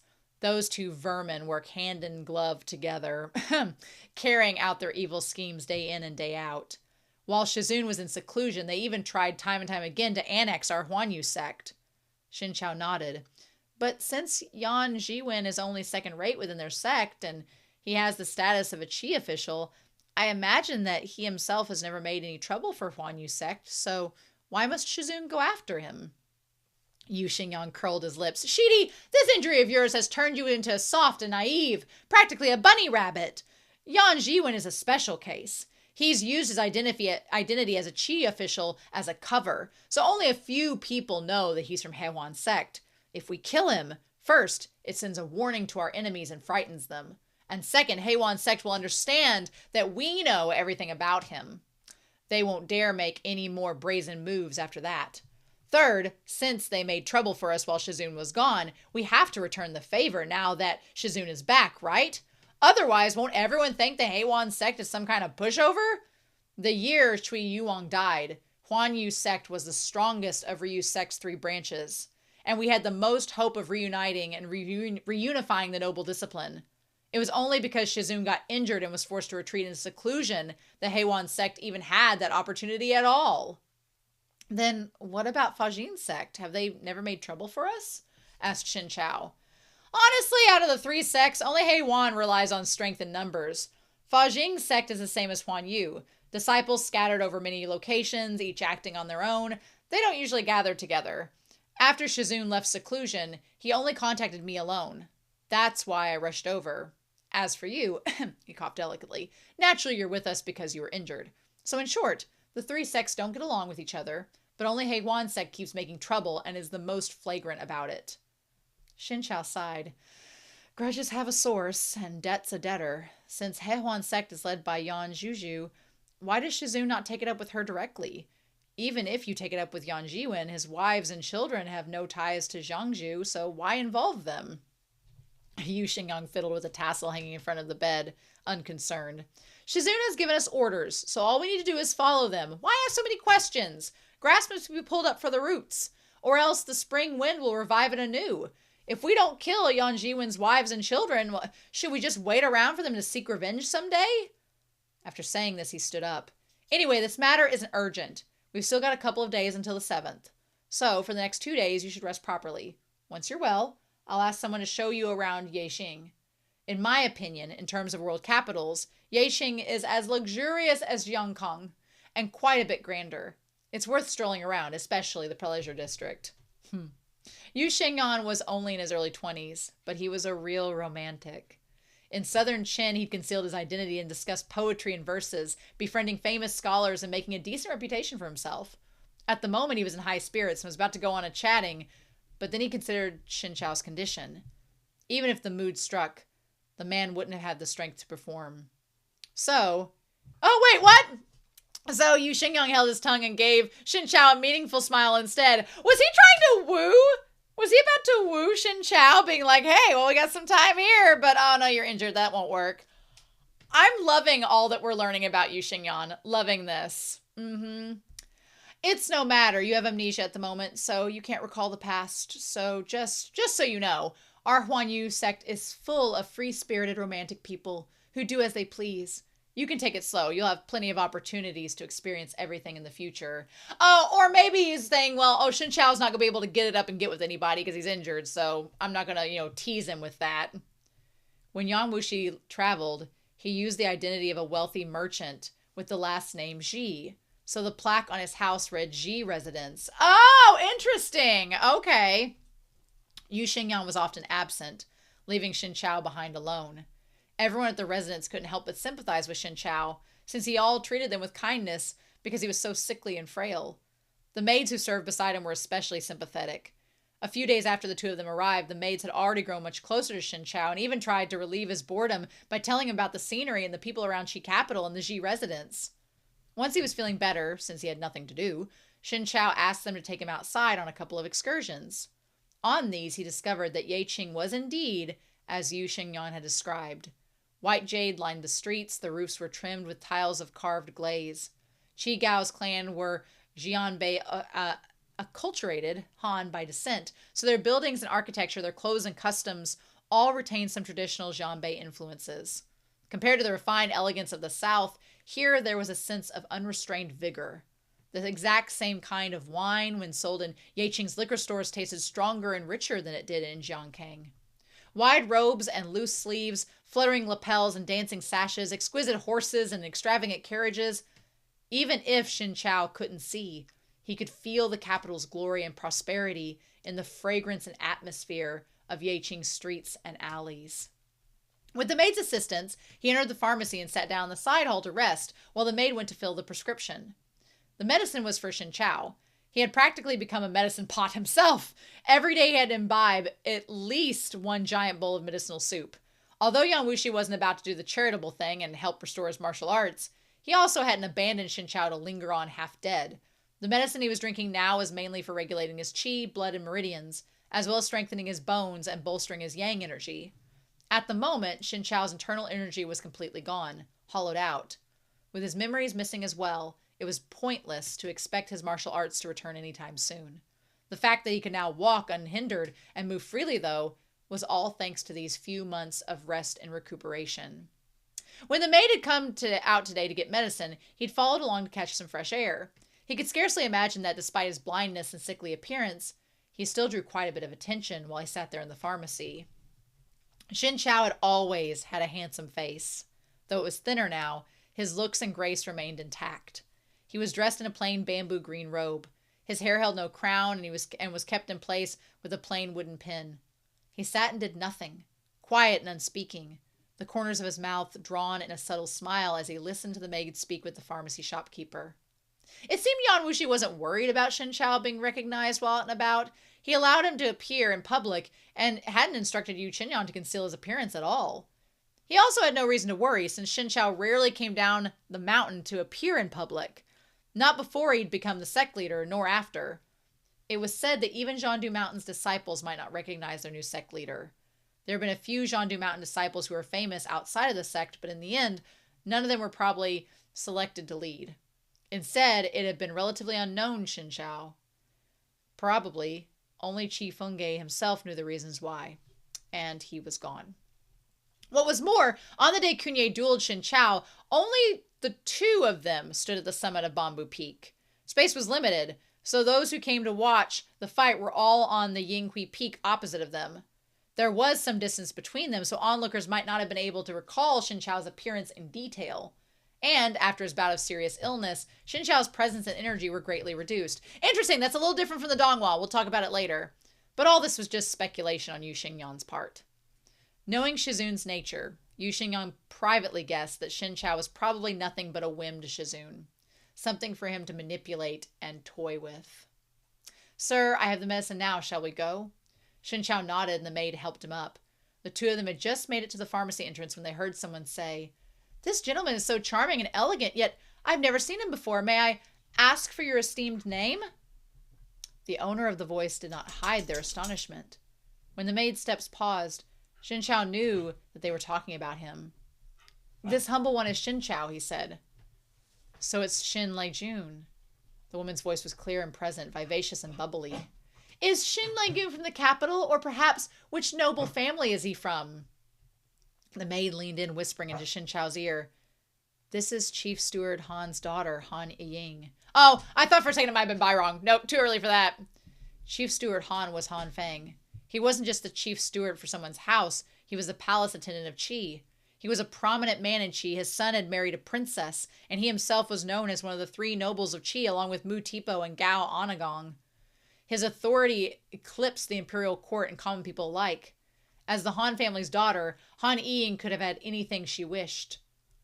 Xinqiao said with a smile, "This Xin has long heard of Han Yangjing's renowned name, and he currently is suffering from a disease of the eye, so he cannot see Han Yangjing's beauty. He hopes he will forgive him. When the Xin recovers from his illness one day, he will come again to visit." Han Ying noticed his spiritless gaze. She couldn't help pitying him a bit, mourning how such a beautiful gentleman had just had to be blind. Her interest waning, she said, "Well, that's fine then. You should take good care of yourself. Zhao Liang, go tell the shopkeeper to bring some ginseng over. Let Xin Longjun take it with him. I'll pay for it." "Well, thank you, Han Yangji," said Xinqiao. "This Xin has something for you as well, although it's not much of a gift, but please kindly accept it." Han Ying perked up a bit. "Oh, what is it?" "Ah, meow," said Xinqiao. "Bring that box from the carriage over here." The maid gave an answer and then hurried over to bring the box over to Xinqiao that they had mentioned. Xinqiao couldn't see, but his words were gentle, and the manner of speech was lovely, with a quality that soothed the listener.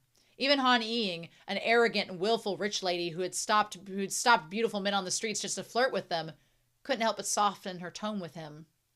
The maid returned with the box just as Xinqiao and Han Ying finished their brief exchange and said farewell. Han Ying had asked for Xinqiao's address and even said that she'd come visit some other day. Finally, she mounted her horse and took leave. When he returned to the Ji residence, Yu Shengyan heard about the encounter and had to click his tongue in amazement. "You've got a real knack. You acquainted yourself with Han Ying after one trip outside." Okay, so basically, real quick, her name, it says, "a respectful address for a young woman similar to maiden." The prefix "a" is, used to address affectionate address. That girl is the Shiji, which is a martial nephew of Zhao Qiying from Mount Tai Bixia sect. Her martial arts are nothing special, but because her father's status, she throws her weight around the city. Xinqiao smiled. "In my opinion, she's not too bad. She didn't particularly throw her weight around." Yu Shengyan laughed. "She's a real beauty, but unfortunately her personality is unbearable. Everyone in the capital agrees. You're the only one who says she isn't bad." Xinqiao smiled, but didn't reply. Xinqiao treating the one bad person respectfully? When's that going to happen again? Oh my gosh. Okay. Chapter 5. This is our last chapter. Separate ways. If he ever hurts you. Thinking of the Foreigner song for Separate Ways. It was about 3 days after this little episode, and the day that Yu Shengyan was scheduled to make his move.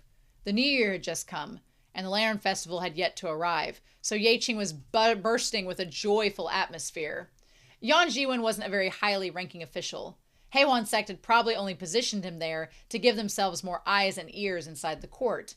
He wasn't skilled in martial arts, and he'd taken no precautions for his safety. Even though Yu Xingyan was just a disciple, Yan Jiwen would probably give him about as much trouble as a cool drink of water. However, since Yan Wuxi had instructed him to do so, Yu Xingyan still brought Xin Chao along with him. While Xin Chao waited outside the Yan residence, Yu Xingyan leapt straight onto the roof and then soundlessly groped his way towards Yan Jiwen's study. According to his information, Yan Jiwen was quite cunning, despite being a second-rate martial artist. That's why he'd been able to land a place in Heiwan sect. Yu Xingyan was only killing him to frighten their enemies, though, so he hadn't really given the man himself much thought. Only when he entered did he realize that something was wrong. The Yan's resident servants were still there, and guards still patrolled the perimeter from time to time, but although he searched from the study to the bedroom, Yu Xingyan failed to find any trace of Yan Jiwen himself. And it wasn't only Yan Jiwen, it seemed that even his wives, concubines, and children had all disappeared into thin air. Wraith-like and wrapped in shadows, Yu Xingyan's movements took after the style of Huan Yu sect, unpredictable and cunning. He alighted inside the inner house, grabbed a servant, and tapped an acupoint near his throat, rendering him mute. Feeling he'd fallen into a surreal dream, the man was unable to react in time. Where is Yan Jiwen? The servant's eyes widened when he realized how effortlessly this handsome young man could restrain him. He was seized with panic but couldn't speak. Yu Xingyan smiled thinly at him. You tell me where Yan Jiwen and his family have gone, and I won't kill you. Otherwise, even if you call for help, I can kill everyone in this house until not a soul is left. Do you understand? The servant was beyond terrified. He nodded convulsively. Yu Xingyan loosened his grip a little and undid the acupoint. Quickly, the servant said, well, the mistress and young masters left 2 days ago. The master said he'd sent for them to stay a while at the spare villa by the springs. Yu Xingyan sneered. Even if the women were gone, don't tell me Yan Jiwen left with them. He still has court tomorrow. Does he not intend to return? The servant said, well, the master didn't tell us too much when he left, so we don't know. We don't know. He'd ran out of patience for listening to this stammering and knocked the man unconscious with a palm strike. Then he found the Yan residence chief steward and pressed him about Yan's family whereabouts, but he received the exact same answer. Yu Xingyan wasn't stupid. By this point, he realized that Yan Jiwen had probably been warned that someone was coming to kill him. But Yan Wuxi himself had ordered the assassination. Apart from him, only Xin Chao knew about it. Even the Ji residence chief steward had no idea. Yu Xingyan certainly couldn't have gone around yelling about the plan and leaking the news himself. Icy killing intent surged through his heart. At first, he wanted to crush the chief steward's throat right there, but then he gave it a second thought. Now that he couldn't kill the entire Yan family, killing one subordinate was meaningless. It might even put the enemy on higher alert and draw Heiwan's sect's ridicule. Thus, he knocked the man unconscious and then turned and left the residence. Steaming with anger, he went and found Xin Chao, who was still waiting for him in a nearby alley. Did you tip off Yan Jiwen? Xin Chao nodded, showing not the slightest hesitation or denial. Indeed. Enraged at how he'd ruined things, Yu Xingyan's usual careless smile was nowhere to be seen. Instead, his expression was cold and murderous. Why? I know that there's a rift between our sect and Heiwan sect. Yan Jiwen is a member of the Heiwan sect, so Shizun wishes to kill him. It's not my place to comment on that, but are the children guilty? If he wants to kill Yan Jiwen, why bring his spouses and children into it? Coldly, Yu Xingyan said, it's not your place to say whether his spouses and children should die. But what I really wish to know is how exactly you managed to deliver the message to Yan Jiwen. You're blind, feeble, and can't even tell north from south. You've said before that Yan Jiwen is a cunning man, said Xin Chao. If there's a single detail out of place, it will arouse his suspicions. My prescription contains a portion of dengue. I managed to hide some of it, and I was looking for the chance to send it to the Yan residence. But then I happened to meet Han Yiming outside the pharmacy that day. Using the excuse of a returned gift, I put what I intended to give Yan Jiwen inside a box and requested she pass it on to him. She assumed we were acquainted and asked no further questions. I imagine that when Yan Jiwen received the dongui, he must have sensed something was wrong, and so he moved his family in advance. Yu Xingyan was so angry he could only laugh. Well, I underestimated you. I never anticipated you to be so capable. Apparently, this dongui is a Chinese angelica root. As its Chinese name literally means should return, it was often used as poetry as symbolism. That's why it aroused Yan Jiwen's suspicions. He reached out and squeezed Xin Chao's neck, slowly choking him. Do you know the consequences of ruining a mission assigned by Shizun? Xin Chao had no strength to fight back. He couldn't even breathe, and his complexion grew ugly, his chest heaving rapidly. He managed to spit out a broken, stilted sentence. The truth is, I'm not a Huan Yu disciple, am I? Yu Xingyan froze and his hand went slack. Xin Chao immediately grabbed onto the wall for support, coughing. How'd you figure that out? A feeling, Xin Chao said calmly. Although I have no memories, my judgment is still intact, and whether it's Shizun or Xizhong, neither of you treated me like their disciple or martial sibling. The servants who served me at the first villa were very cautious with me too, as if they were afraid of revealing something they shouldn't. I have no martial ability, and I'm completely unable to help on this mission. Even though I'd only drag you down, Shizun still wanted me to come along. Not to mention that even if it was due to my own incompetence, me being injured this badly should have damaged my master's reputation. Yet you never mentioned anything about that. None of it made any sense. Seeing Yu Xingyan made no move to reply, he continued. In truth, the method I used wasn't all that clever. It could only fool the Ji residents' maids. If you hadn't considered Yan Jiwen beneath you, and if you'd sent someone to try to keep an eye on him, he would have been able to escape even if he tried. That's right. Yan Jiwen is insignificant, so I didn't take him seriously. That's why you had the opportunity to step in and take advantage. But do you know nothing of the consequences if Shizun learns of this? You saved some people who have nothing to do with you, and they don't even know that you helped them escape. If they did know, they might not even be grateful. Was it worth it? Xin Chao shook his head. When it comes to worth, every heart weighs it differently. Grudges have a source and debt's a debtor, but involving innocent people should never be commended. When you don't save the people you could have, when you don't take action when you could have, a shadow lodges in your heart forever. Whether other people know about it, whether they'll feel grateful, that's their business. Yu Xingyan had never seen Xin Chao as he'd before his fall, and he didn't know what he'd been like before his injuries. From the moment Xin Chao had woken up, he'd been feeble and sickly, and spent 9 out of 10 days in bed. Other than his good looks, there was nothing remarkable about him. Although Yu Xingyan had never made any vicious comments, deep down, he'd also looked down on Xin Chao, thinking that only someone hopeless and incompetent could fall from a perfectly fine sect leader into such a dreadful state. But at this moment, as he leaned against the wall, Xin Chao's face was as tranquil as a clear day, devoid of fear or panic. There, faintly visible, was an aura of someone who'd once been a grand master of his generation. Yu Xingyan steered. You can't even take care of yourself, but you've got the time to take care of other people's, to care if other people live or die? If you're so chock full of kindness, why not think about the day you lost all your martial arts and were left at the bottom of a cliff? We were the ones who saved you. If not for us, you would be a corpse in the wilderness by now, and this is how you repay us? Xin Chao sighed. The kindness of saving a life should be repaid in abundance, but the two situations are unrelated. Yu Xingyan frowned. He thought this would be a simple assignment, but he couldn't have guessed that Xin Chao, amnesiac that he was, would act so unexpectedly. He'd even managed to pass information to Yan Jiwen right beneath Yu Xingyan's nose.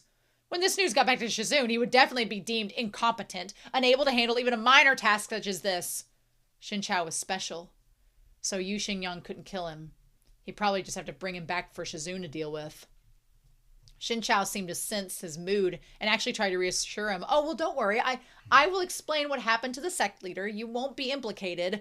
Yu Xingyan was sulky. You're the one who should be worried. Xin Chao smiled. Abruptly, he asked, Yu Xizhong, since I'm not a member of the Huan Yu sect, may I ask if Xin Chao is my real name? Yu Xingyan was silent for a moment. It's real. Then who was I before I was injured? Do I have any family who are still alive? When you get back, you should ask Shizun yourself. But they didn't get to see Yan Wuxi when they returned. Shortly after they departed for Yexing, Yan Wuxi had also left the villa. They were told he was headed to Zhao. Then before Shizun left, did he leave behind any instructions? Yu Xingyan asked the villa steward. The master wants you to head to Banbu Peak for your training, said the steward. As for Shin Gongji, the master said that if everything went well, he should remain in the villa to recuperate. But if Shin Gongji disrupted your plans in Yexing and gave you trouble, he must leave here by himself and is forbidden from taking anything with him. Yu Xingyan was taken aback a bit. Did Shizun really say that? The steward gave him a strained smile. Why would this lowly one find the gall to lie? Yu Shengyang had just been worrying about how he was going to explain himself in their return. Who could have expected such a flippant conclusion? He pondered for a moment and then called for Xin Chao and told him about the message Yang Wuxi had left for them. Xin Chao took it quite calmly. After all, I did give you trouble, and I prevented you from completing the task the sect leader gave you. It's incredibly lenient of him to handle things this way. Yu Shengyang understood a thing or two about his master. The way he saw it, Yang Wuxi was definitely not being lenient. He probably had some other calculations going on. Xin Chao was blind and the world was in chaos. Anything could happen to him out there. If he got abducted and then people found out the imposing sect leader of Zhandu Mountain had been reduced to an abductee, Zhandu Mountain's dignity would be in tatters. They wouldn't even have the face to remain in the Zhonghu. Yu Shengyang might not have been as capricious and unrestrained as his master, but he still wasn't about to go against his master's wishes for Xin Chao's sake. In that case, you should leave tomorrow. Northeast from here is Yexing, and southeast is southern Qin. If you wish to go to Zhongkang, you should head southeast, but the journey will be longer. You've already been to Yexing. It's prosperous but chaotic, and the road there will also be full of vagrants. If you wish to live a peaceful life, going to southern Qin is better. Xin Chao nodded and clasped his hands in thanks. Well, thank you for telling me, Yu Zhang. I have one request. I wish for Yu Zhang to tell me who I am and where I'm from. That way I'll have somewhere to go. Yu Shengyang was indifferent. All things considered, there's no harm in telling you now. You used to be the sect leader of Zhandu's Violet Palace on Zhandu Mountain. During a fight with the Gok Turks' #1 martial artist Kunye, you fell from the mountain cliff. Shizun rescued you. However, I'd advise against rushing back there to look for kin. I haven't heard a word about anyone from Zhandu Mountain searching for you since the incident. Zhandu Mountain? Xin Chao frowned and then muttered the name again, and a bewildered expression came over his face. Yu Shengyang sneered. Our Huan Yu sect may be demonic in the eyes of the world, but at least we're open and honest villains. We kill when we say we will, and we're never afraid to speak our minds, unlike certain righteous sects who say one thing and do the opposite. Of course, it's up to you whether you take my word for it. If you end up dead, don't say I didn't warn you beforehand. Xin Chao was silent. Early the next morning, the villa's servants woke him up and politely dismissed him from the building. He had nothing to call on his own except a green bamboo cane.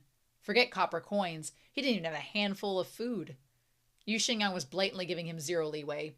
Just as he'd intended, Xin Chao was left to fend for himself. The dawn sun shone warmly down upon him, bringing with it the scent of spring. It wasn't unpleasant at all. Xin Chao squinted a bit and raised his hand to shield his eyes. After gradual progress, he was now able to perceive light, though it only came through in blurred shapes, and his eyes stung and wept after looking too long. It was still better than opening his eyes with nothing to see but darkness. He turned back to look at the villa. Though Huan Yu sect had never had such good intentions, it was undeniable that they'd taken him in and given him medical treatment and care. This was a favor that couldn't be erased. If Xin Chao met Yang Wuxi in person one day, then he'd have to thank him. Oh! Well! Wow! Okay! Well, what a start. Okay, we have things to talk about, but I'm going to go listen to the audio drama and get things ready on Whiteboard Coon, and then I will be right back. Well, so we're off to a good start. Man, I'm going to tell you all right now, Romania is going to need a lot of tea and a lot of time in between recording these novel reactions. I can already tell because this story is wordy. This novel is wordy, and that's not a bad thing. No, I'm reading another book right now for a video essay that I want to do, and I'm not going to give any hints away for it because it's going to be a long time before I even get it on there, but just file this away.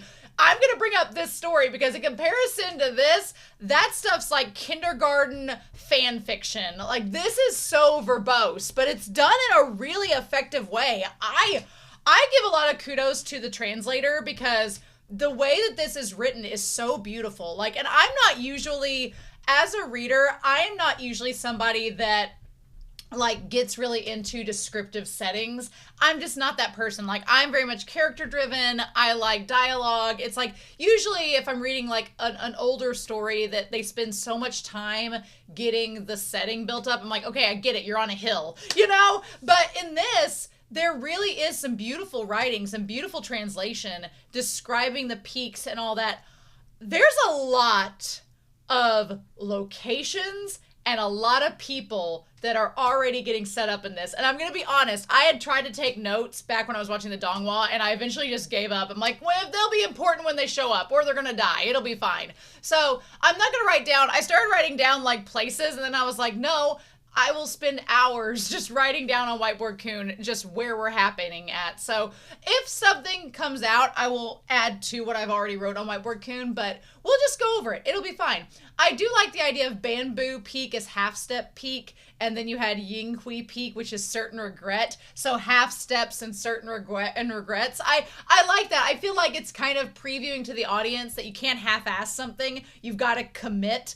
And that kind of relates to Xin Chao. They're not just going to half-ass being nice. They are committed. They have a will of steel to not kill people and to be a kind person. And that's amazing. Also, I love that old Yu Shengyang, we're getting so much more with him. So much more. The story is basically partially from his perspective, which is really cool. I am glad, again, that we are doing like a third person perspective. Again, the other story I'm reading is first person, and I'm like, first person is okay if you really like that character. But if that character's kind of bland or like, you're like, I personally am not a big first person fan. I'm more of like a third person omniscient, where it's just like a random, like basically you are sitting alongside God watching everything happen with these characters like The Sims. I'm all for that. That's my favorite POV. But this is kind of like that, but we do get a lot with Yu's perspective, which is super freaking cool. So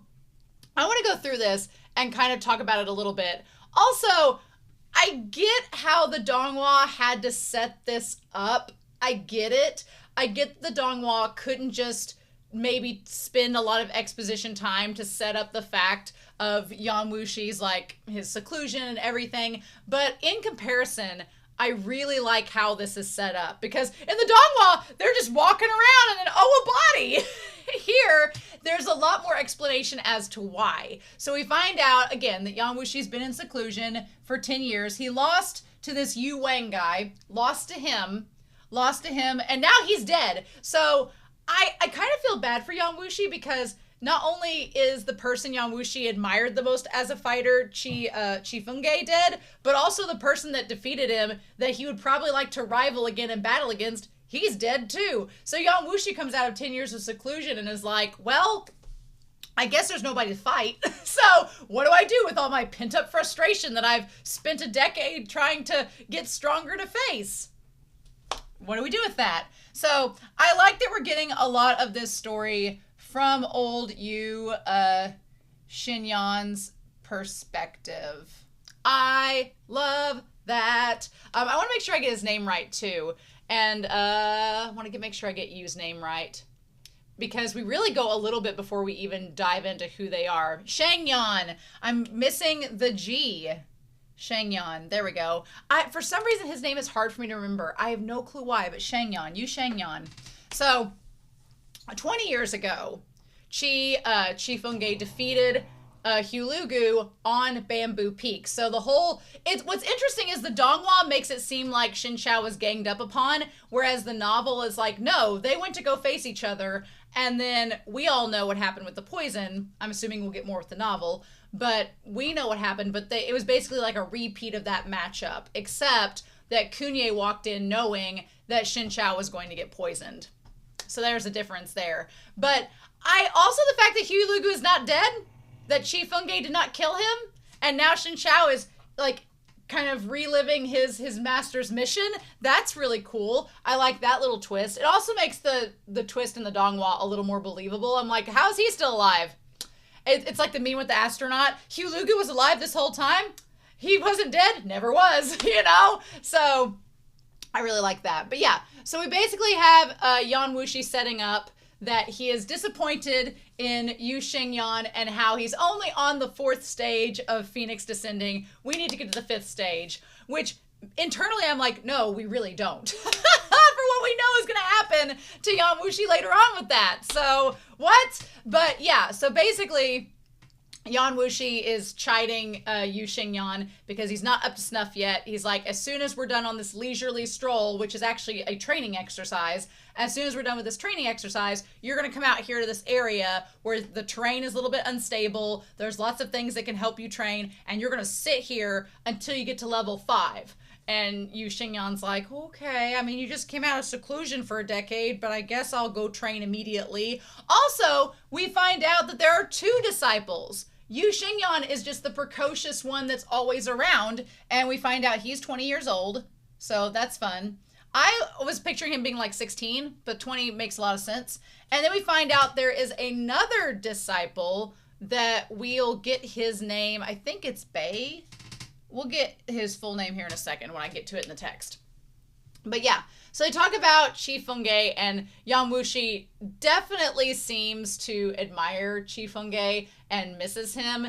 And the moment he hears, what's so wonderful about this story and what I'm liking off the bat already is that the book is going to a very specific length to make sure that you know that Yan Wuxi has no interest in Xin Chao.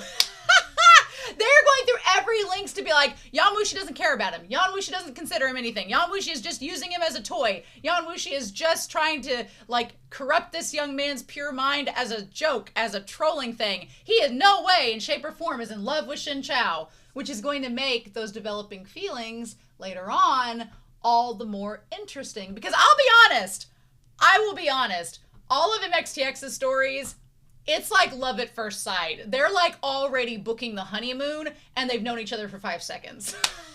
Which I'm a big romantic, so I'm like, of course, yes, soulmates. But I kind of like this story taking the approach of they're not soulmates, but yet circumstances have brought them together and kind of developing their relationship based on that.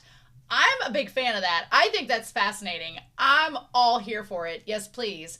But I guess in word of honor, no, they're still soulmates. But here, it's kind of like they're having to develop this relationship against all odds, which is really fun to see, especially, again, the links the novel goes to make sure you know that Yan Wuxi, Xin Chao, never heard of him. Not worth my time. And we, the audience, are like, sure, Jan, sure. So we also develop this understanding of what's been going on in Yan Wuxi's absence. So I want to kind of go back to that a little bit and talk a little bit about it. So Mount Zhandu, we come find out, or Yan Wuxi comes to find out, is now being led by Xin Chao. And Yan Wuxi, it says he had little reaction to the name. Okay. But he said he only met Qi Fengge once, and that was 25 years ago.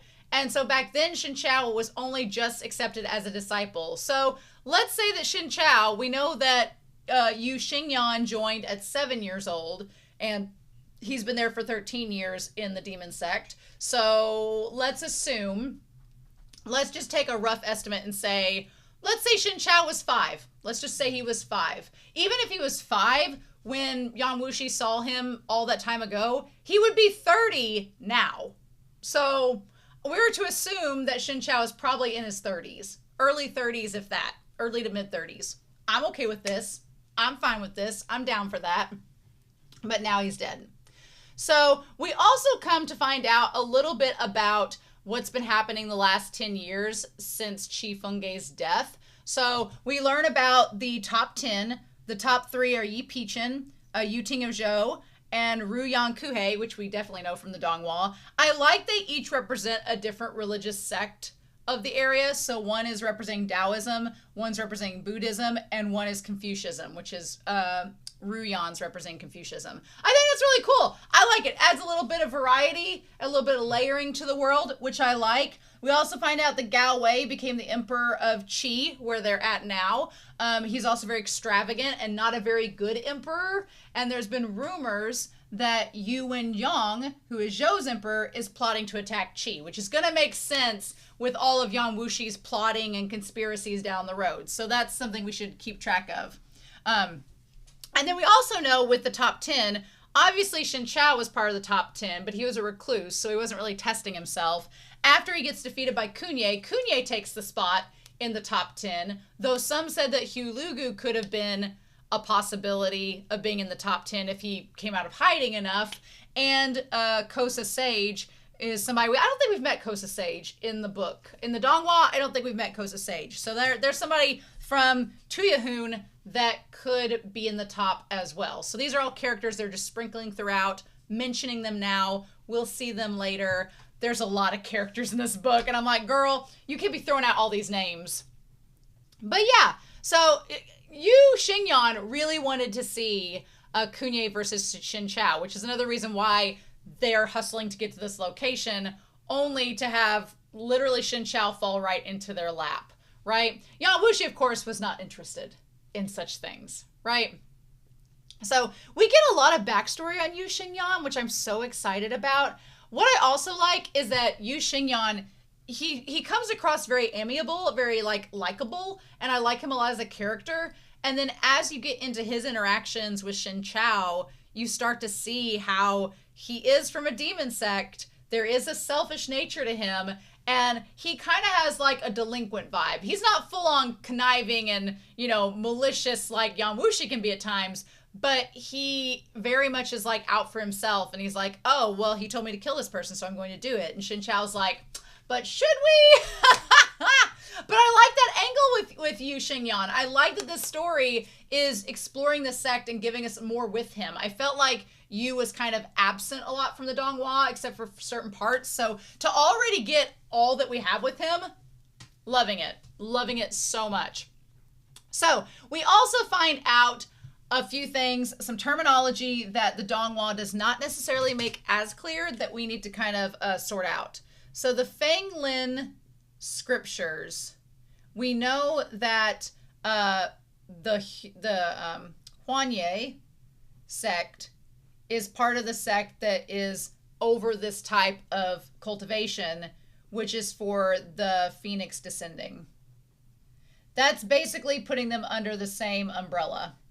Okay, knowing that, there's lots of other texts. Like, there's a lot going on to start this. And I'm glad I watched the Donghua first, because it gives me a bit of a mental picture of what's going on. And this is just expanding and adding more layers to it, right?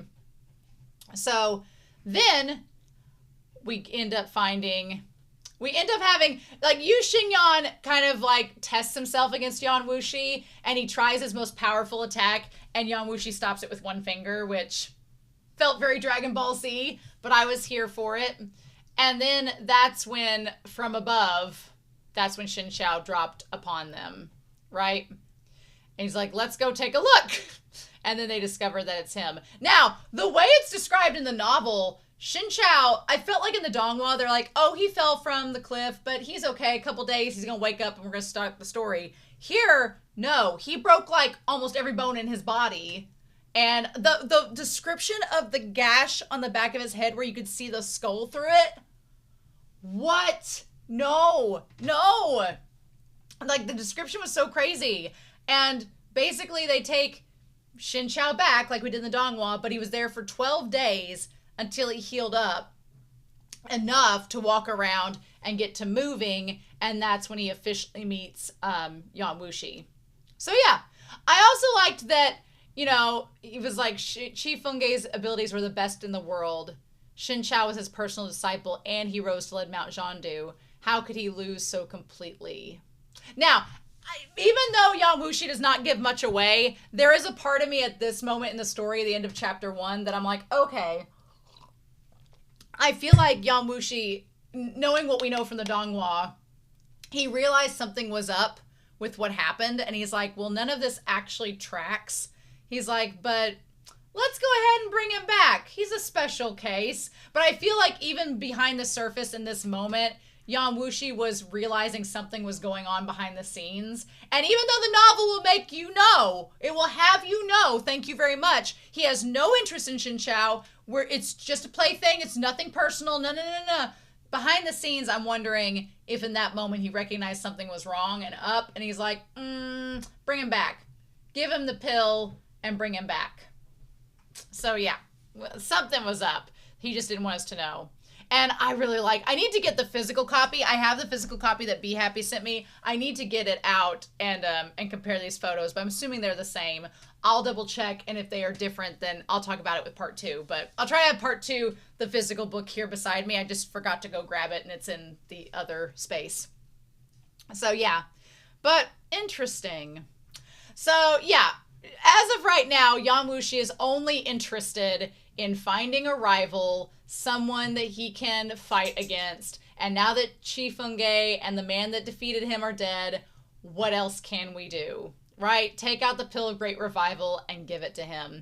I think this is a pretty important moment because Yu Shengyan, he mulled over and told us, the audience, he's like, well, because I'm from the demon sect, even though I have a Pill of Great Revival, I would never use it on this person. There is no reason for me to use it on this person. And immediately after saying that, Yang Wuxi's like, go ahead and give it to him. And it's like, but why, sir? So Yang Wuxi gives the excuse in the next chapter, but it's like, is this really why you're doing this?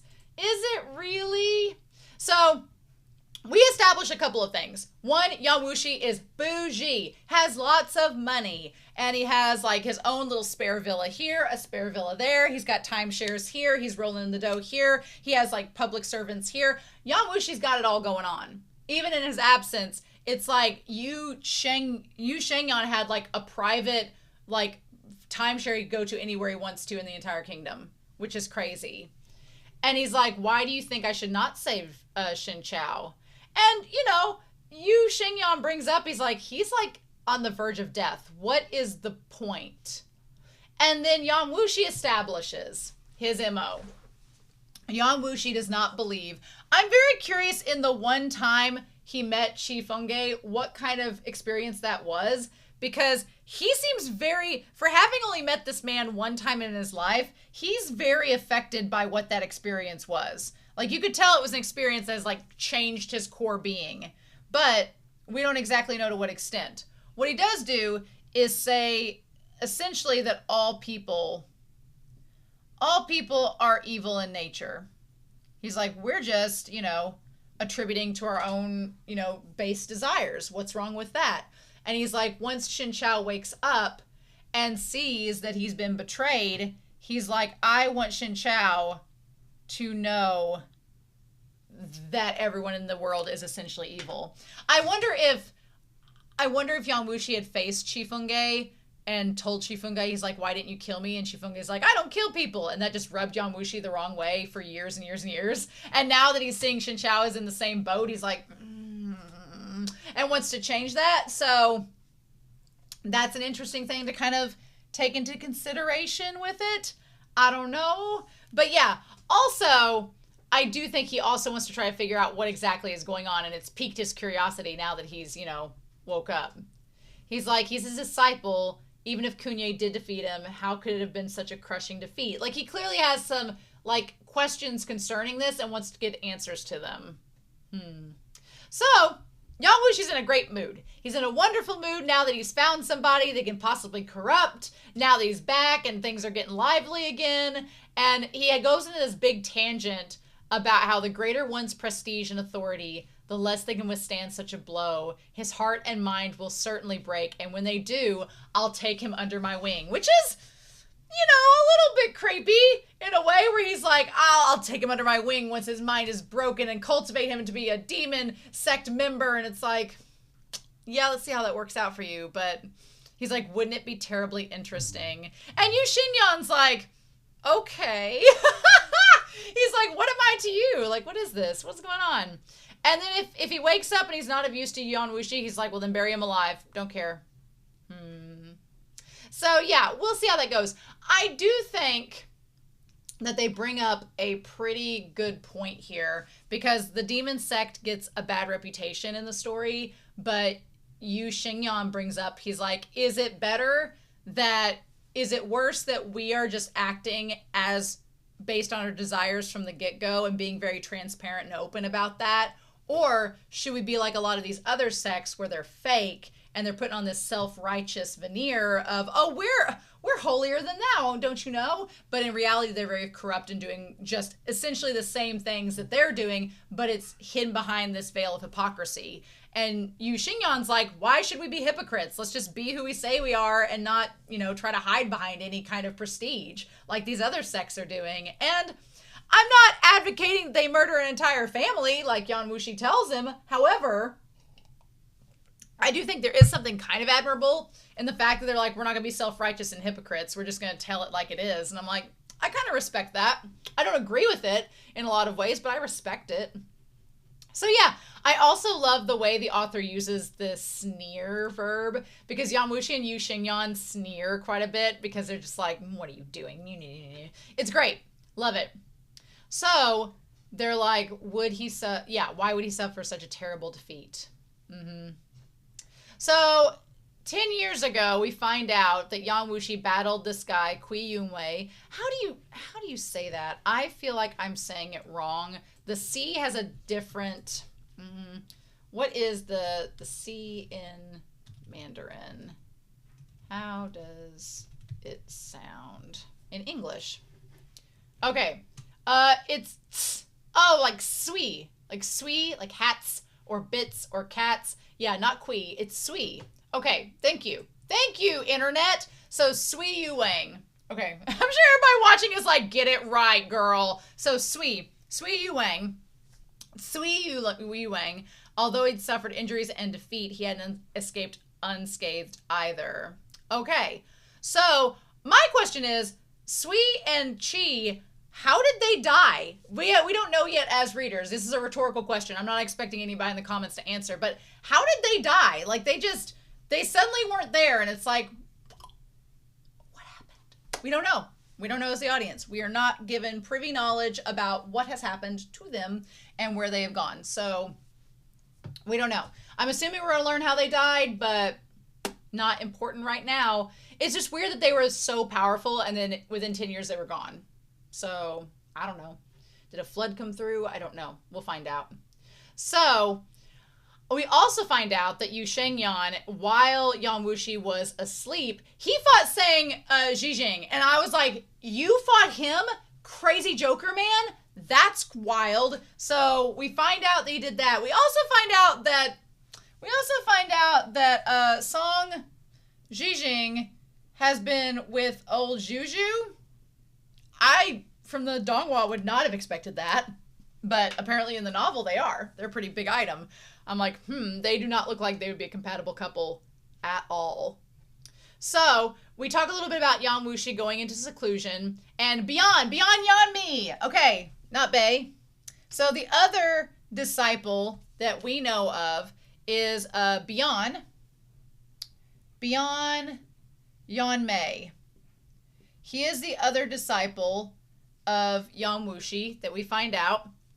We also find out that he's very cautious and low-key. So the fact that he's been staying away from everybody makes a lot of sense. He's introverted and he's like, no, thank you, not going to do that. But we also find out that he has been, I think he's been over with somebody from, is he with Yuan Yang? Is that where he's at? We're going to find out here in a little bit. I'm amazed we didn't see him at the Donghua at all, but that's fine. I'm glad we're possibly going to see him in this. A lot of this first couple of chapters was essentially setting up the first episode.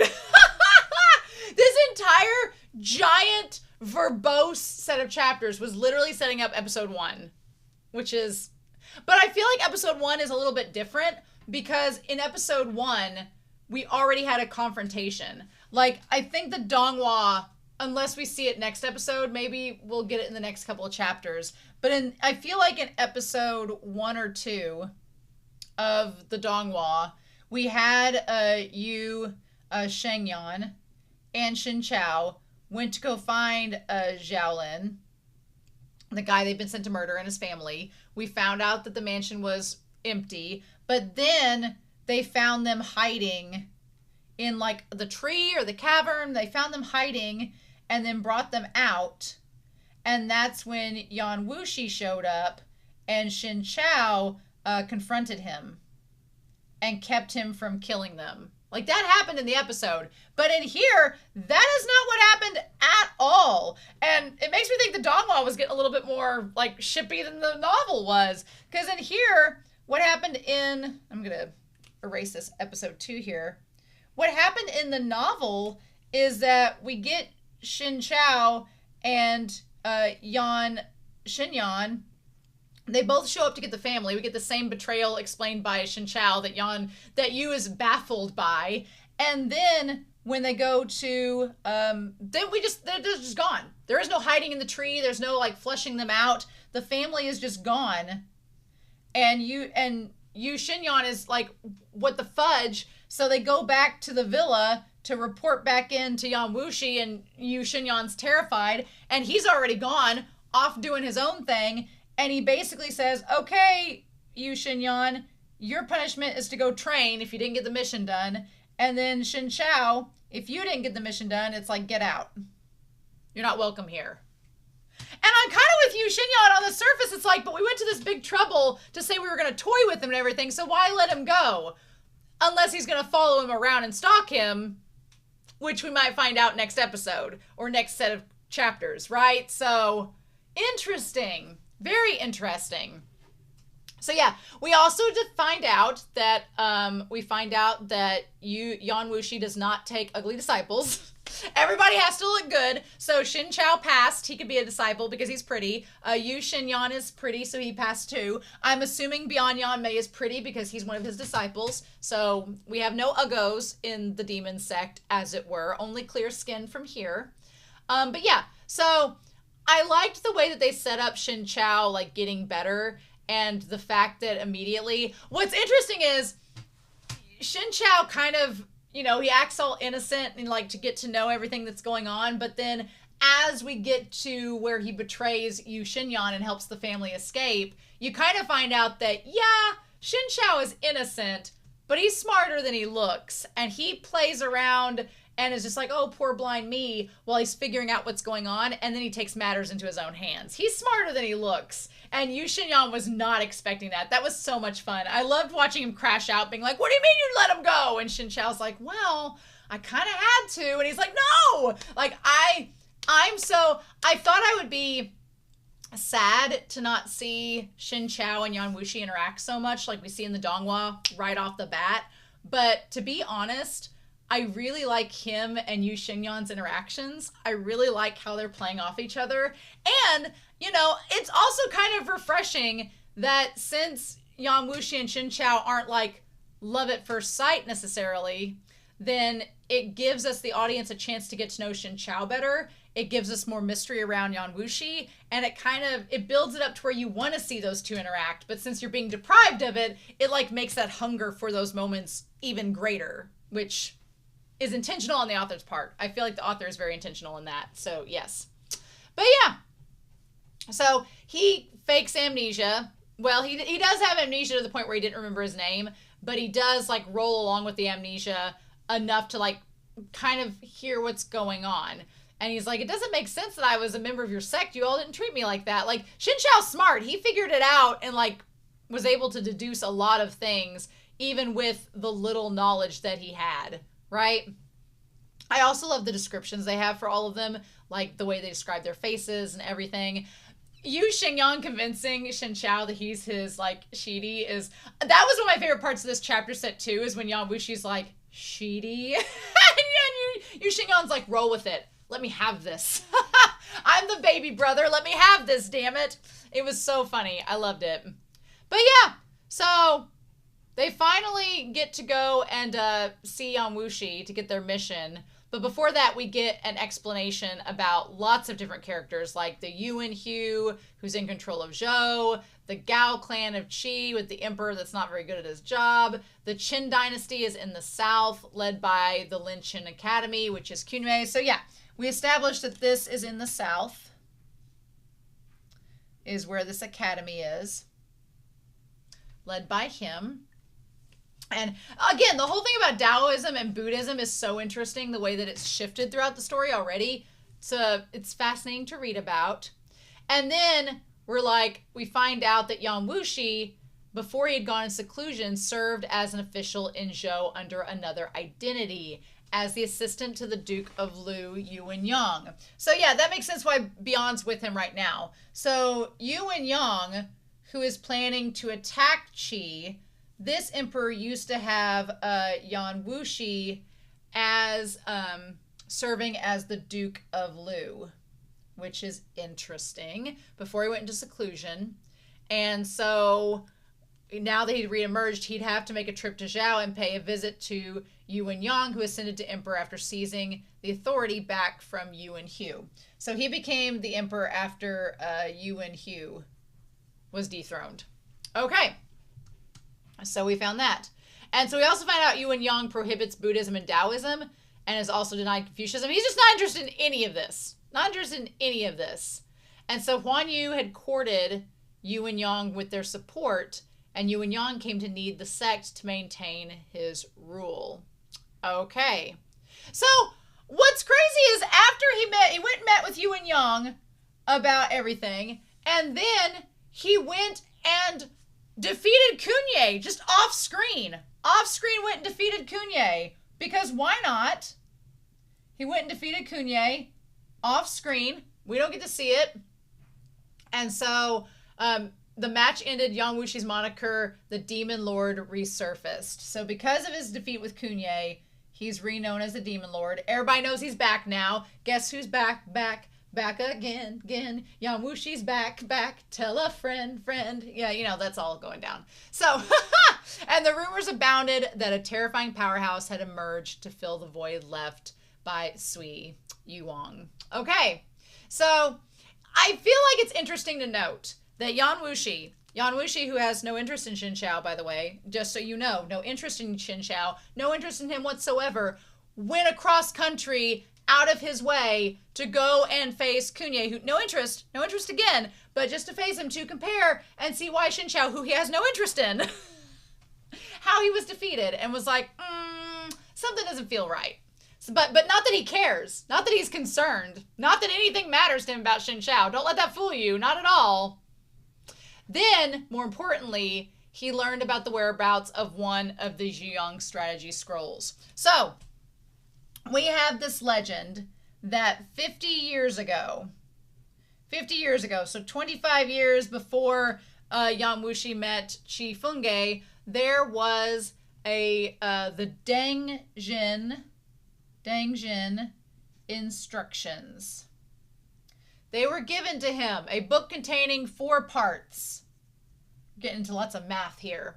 4 parts, and Hong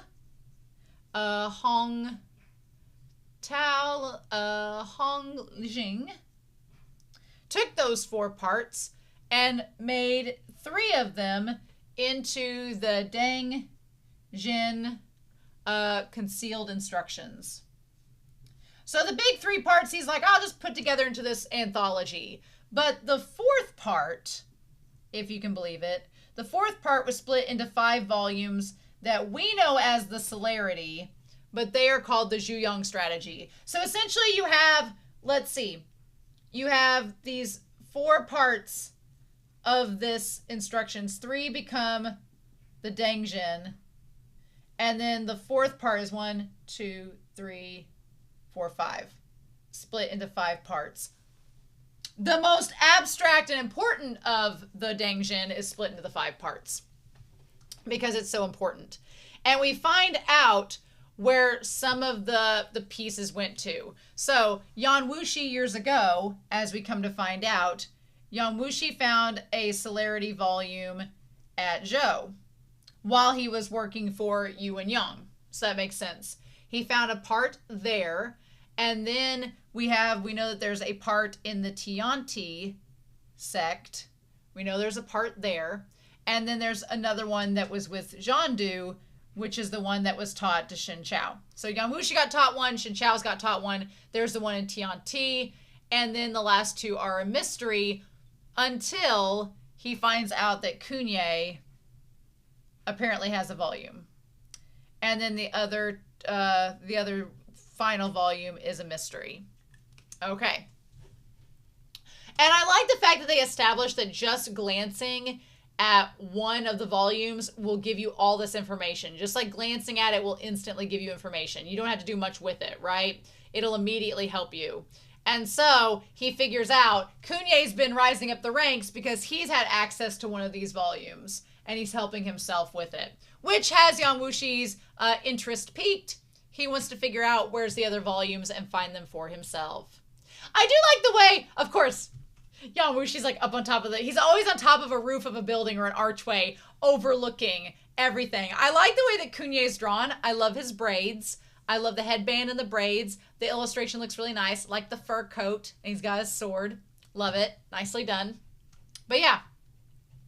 So then meanwhile, as he goes back, he learns that Shin Chao's out of bed. Now, of course, and I've watched the audio drama. The audio drama does a good job of Yang Wushi's voice in the audio drama is, and so is Shin Chao's. They kind of bump around. They took some liberties and cut out some parts that I wasn't expecting in the audio drama episode. Like when it started, they mainly had like, you know, the stereotypical Modao Zushi did this, where it was like the gossip crew, like the choir, explain the opening ceremony of events. They kind of do that at the start of the audio drama, and then it immediately goes to Yang Wushi and them finding Shin Chao. So that was interesting.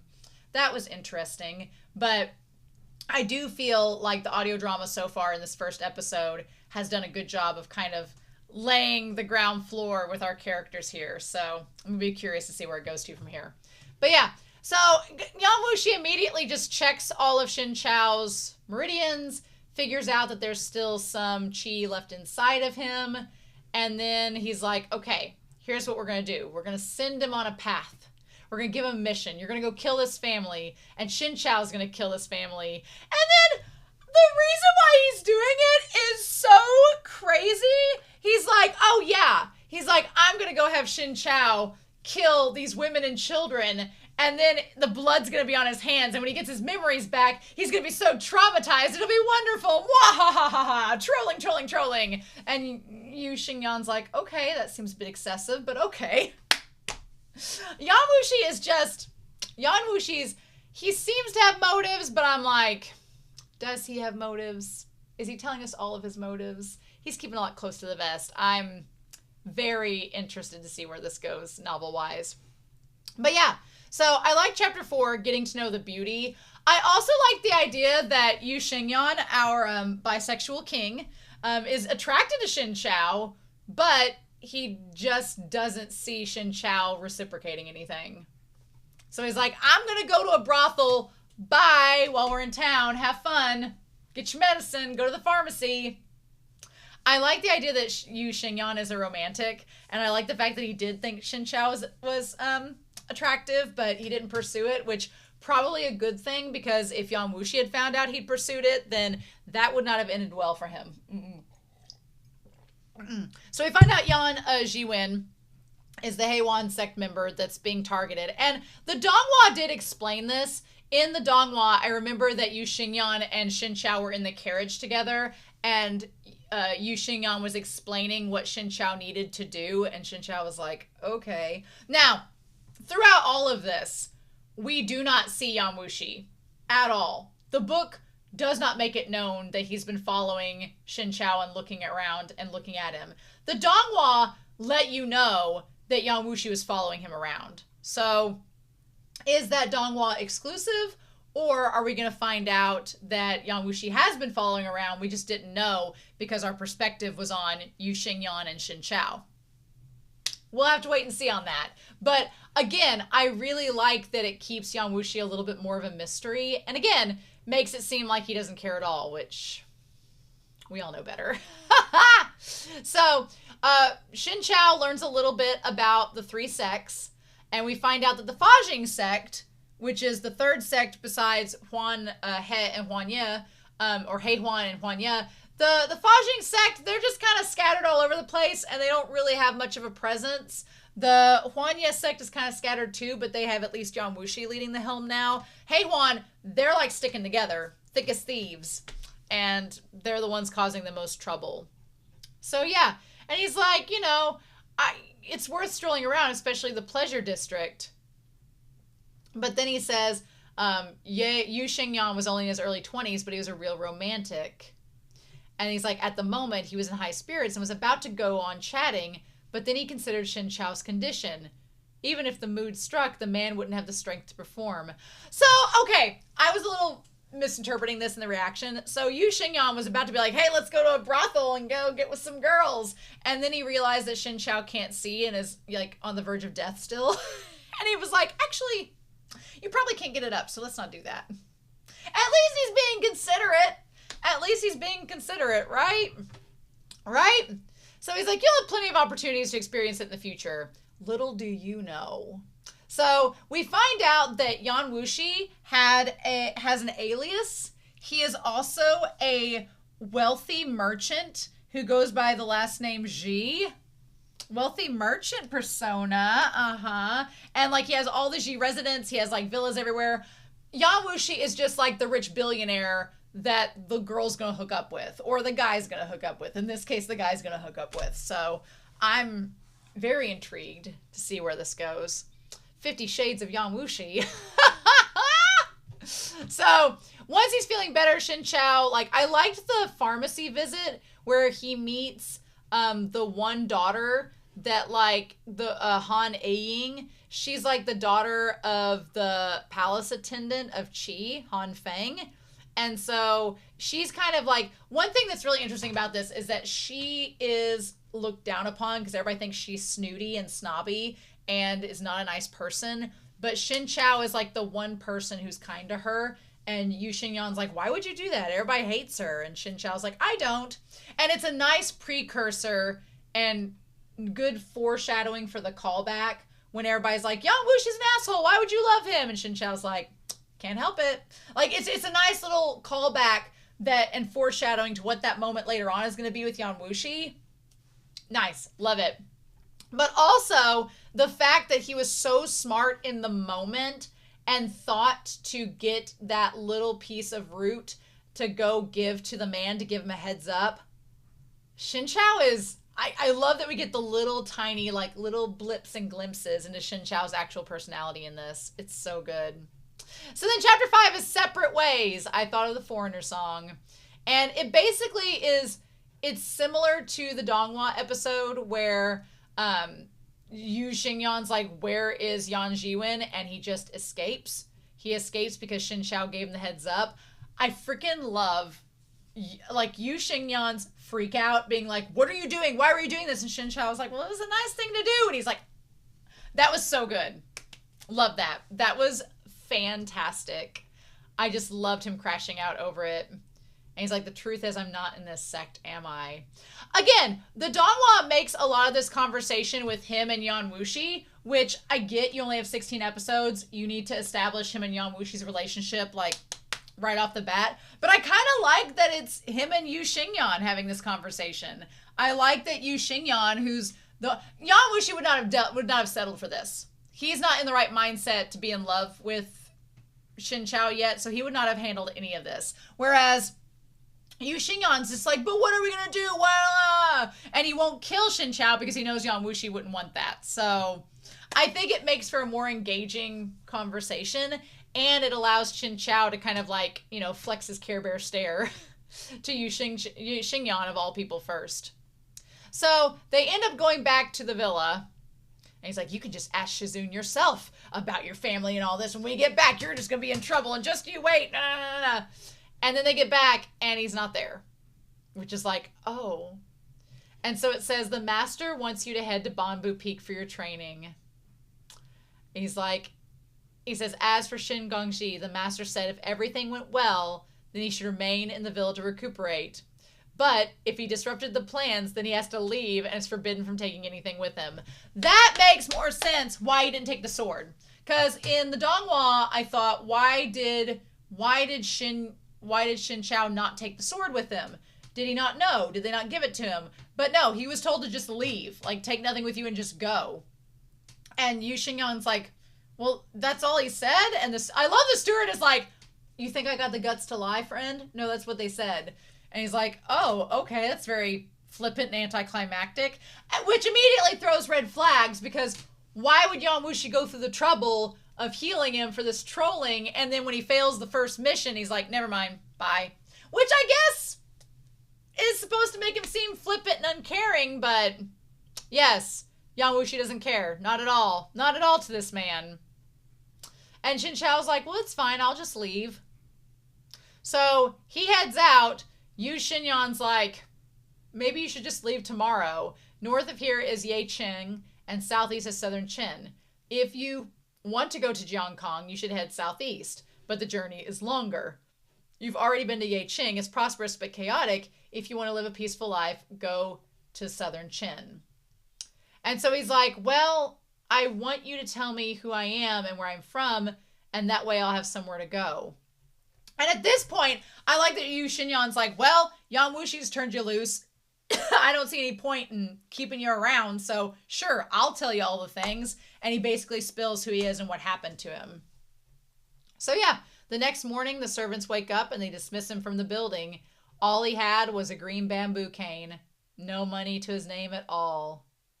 I like the idea we also established that Xin Chao is getting his vision back ever so slightly, but what we don't know is what direction he's going in, where he's going to next. We don't know. We just know he's headed out now. Now, if we go by Yu Xingyan's, what does he say? His advice. He said, if you wanted to, if you go northeast, you'll hit Yecheng. And then if you go southeast, that's southern Qin. And he's like, I would go to southern Qin if I were you. We've already been the one, Ray. You saw how crazy it was, or you didn't see, but you could see how, you could understand how crazy it was. I would go to southern Qin. I feel like Xin Chao is going to do the exact opposite. But the thing that gets me is, as he can perceive like the little fuzzy bits of light, the last thing he says in the chapter is, if he ever met Yang Wuxi in person, he would have to thank him for all the treatment and stuff he did for him. I'm like, this precious angel being, this little angel being, like, oh, that's so sweet. My dude. So these first 5 chapters, I don't feel I've talked for nearly 50 minutes, so, but I don't feel like there's as much left to discuss otherwise, because it really is just setting up. They found Xin Chao. Yang Wuxi is kind of mysterious. He thinks he wants to troll Xin Chao, but then he disappears and lets him go because he most definitely doesn't care about him at all. Yu Xingyan has been sent to train at Bamboo Peak. That's where he's been sent to train to go and get to level 5. And meanwhile, Xin Chao has been sent upon his journey as a blind man, and Yang Wuxi is nowhere in sight. Got it. Which is crazy, but yeah, okay. Sure, Jan. Sure. So I'm super interested to dive into this story. This has probably been like a 2-hour video, so I hope you all enjoyed reading along with me the first 5 chapters of Thousand Autumns and talking about them. But I have a feeling this novel is going to be so much fun to talk about. I just need to pace out when I read these chapters, because otherwise my voice is going to be strained, but it's okay. We'll make it work. So if you enjoyed this reaction and discussion, please leave a like down below, subscribe to my channel, and on Mondays, we will be reading Thousand Autumns and talking about them and having a good old time. And also comment down below with your thoughts about the video. Thank you so much for your support and kindness. I really appreciate it. Thank you to everybody over on Patreon, and I hope you all have a wonderful week. Please stay safe, take care, and yeah, I'll be back very soon with part 2, chapters 6 through 11 of Thousand Autumns. And I'll see you then.